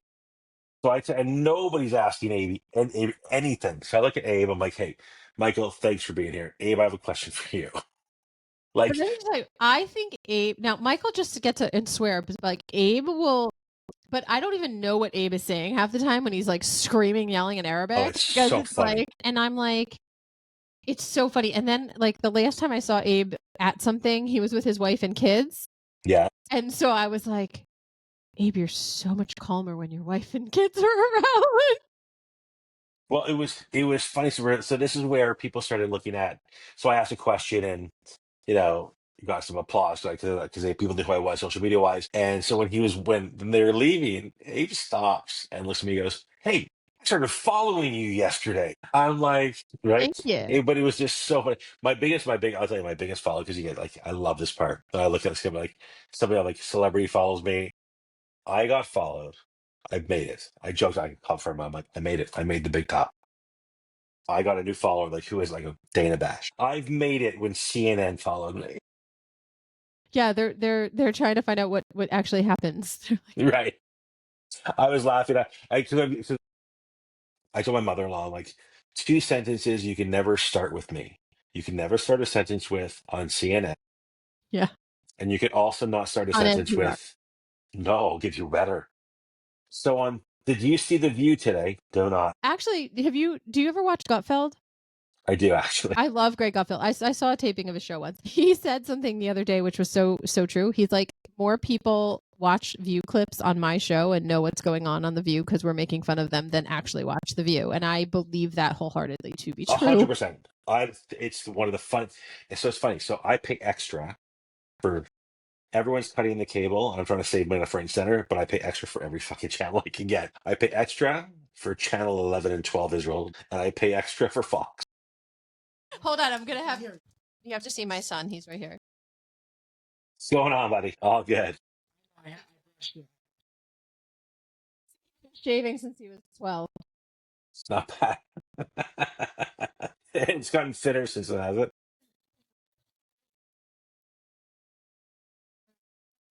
Canada's broken.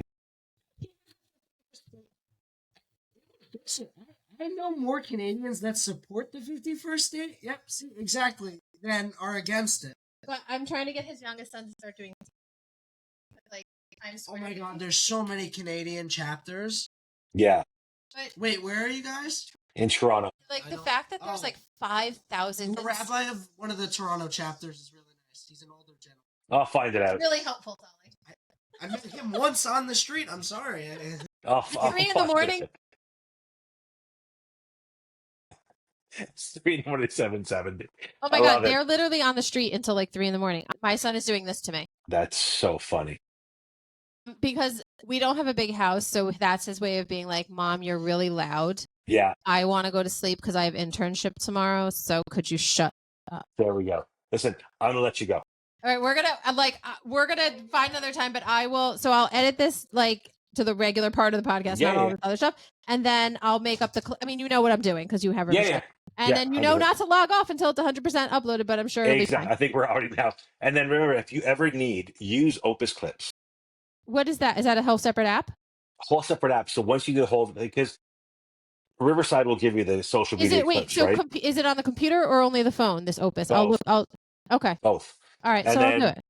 you can upload the whole thing into it Okay. and choose if you want 30-second clips, 60 seconds, 90 I'll seconds. try it. Yeah, I'll And definitely then try it. it'll give you all the subtitles, all it to do. Okay. You can put keywords if you want to, or just say give it free range, Okay. and it will come up with it feels to be the best clips to get for social Okay. media, Awesome. and it'll give you a rating on what their viral hook clip would be. I need that because I need some help in that area. And Okay. listen, use AI for it. Like honestly, I put it in there, I know. and it'll get like the best, like what it sees as like the most relevant based on what people are talking about today, and the hook, and it rates it like A+, A-, Wow. A, Okay. and it'll give you a transcript of it, and it'll say, "Do you want us to caption it for you?" And you're like, boom, Damn. yeah, I mean, I still like to go through and make sure that the transcript says what it's supposed to, but exactly. Yeah. Yeah. So I do the same thing, and you correct. I always have to correct it, but it's like it's there, it's done. Because Riverside does it too, right? yeah, but I mean, it's a pretty good job. Yeah. So I used both when I was doing it, and it's amazing. Like it's just I'm literally gonna look it up in the morning Look and at it. download it and start playing around with it. yeah, it's a lot of fun, and I love this. Anytime, text me anytime you got my I will. I'm around. And then as soon as I get an update, like because I'm going to reach out to the 2 people in Fox, and I was supposed to talk to Chaim Gozali this morning, but he sent me the sweetest little video. He's like, Motik Shelley, I forgot. It's Jerusalem Day. I'm here with the rabbi. And he like Oh, shit. pans the phone, and like this Hasidic rabbi is at the Ohel, and I'm not the Ohel, he's at the wall. And I'm like, I wrote back, I'm like, Hakol Beseder, it's fine. We'll do it this week. Because That's so funny. he was like, I thought that was very kind of him because Yeah.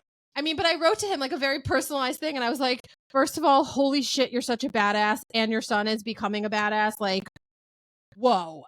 Right. And by the way, like your wife and his wife probably could talk for hours. Right. So when we were doing the walk yesterday, we went to the festival at the end. My wife's like, "Can we go? Can we just leave?" Because she's like, "I got fucking tired of having people stop you and say how great you are because I fucking live with you. She's like, you're not great. You're not the like." She runs as membership at the JCC, and so and she teaches fitness classes. So people are like, one guy looked at me and goes, "What's it like? Like, what's it like living with your husband? Like, it's like he's so amazing." And she's like, "I haven't spoken to him in 3 fucking days. I don't know. Fucking hate him today." See, I don't even know what that like is like because I've been divorced for so long that I'm like, I don't know. I'm like, I'm terrified. I'm like, I might be like past the point of like livable. Oh, but just saying, I'm like this all the time, Yes, right? I know, but So- I find that like incredibly entertaining. So So, I right. can only imagine what your wife is thinking because I'm like imagining what someone else would think like living with me. Yeah. So like, but and I'll say stupid jokes. There was one day, this is like about 15 years ago. I thought it was funny. Clearly, it wasn't funny because it's still brought up every once in a while. I once introduced her as my first wife. Did not fucking go over well. Hi, this is my first wife. Well, I know that you did that as a joke, but I had a friend introduce me to his brother's current wife as, this is his new wife. Like, Yeah, see? I just looked at him and I was like, you are so dumb. Yeah. Just dumb. But my attitude is just like, honestly, life is like, I've done so many stupid things in my life where I just can't stop now. And you seem very, right? You seem like you're very much like me, where shit happens, where it's literally just like gotten this fucking far, where like, so the roof caved Why in. stop now? Yeah, it's like okay, just stay there. What else can we do? Like it's like so much shit is like it's like beyond where like okay, car that literally the engine dropped out of the car. Okay, it's Tuesday, And that's why the cops fear me. right? Anyway, all good. Because Message I'm me. dead. What's that? My son's like, why are you plugged up to the portable charger? It was dead when I started the podcast. There Okay, you I go. have to go All right, argue with my son go now. Enjoy. I'll talk to you soon. All right, Have a great bye. one. Bye.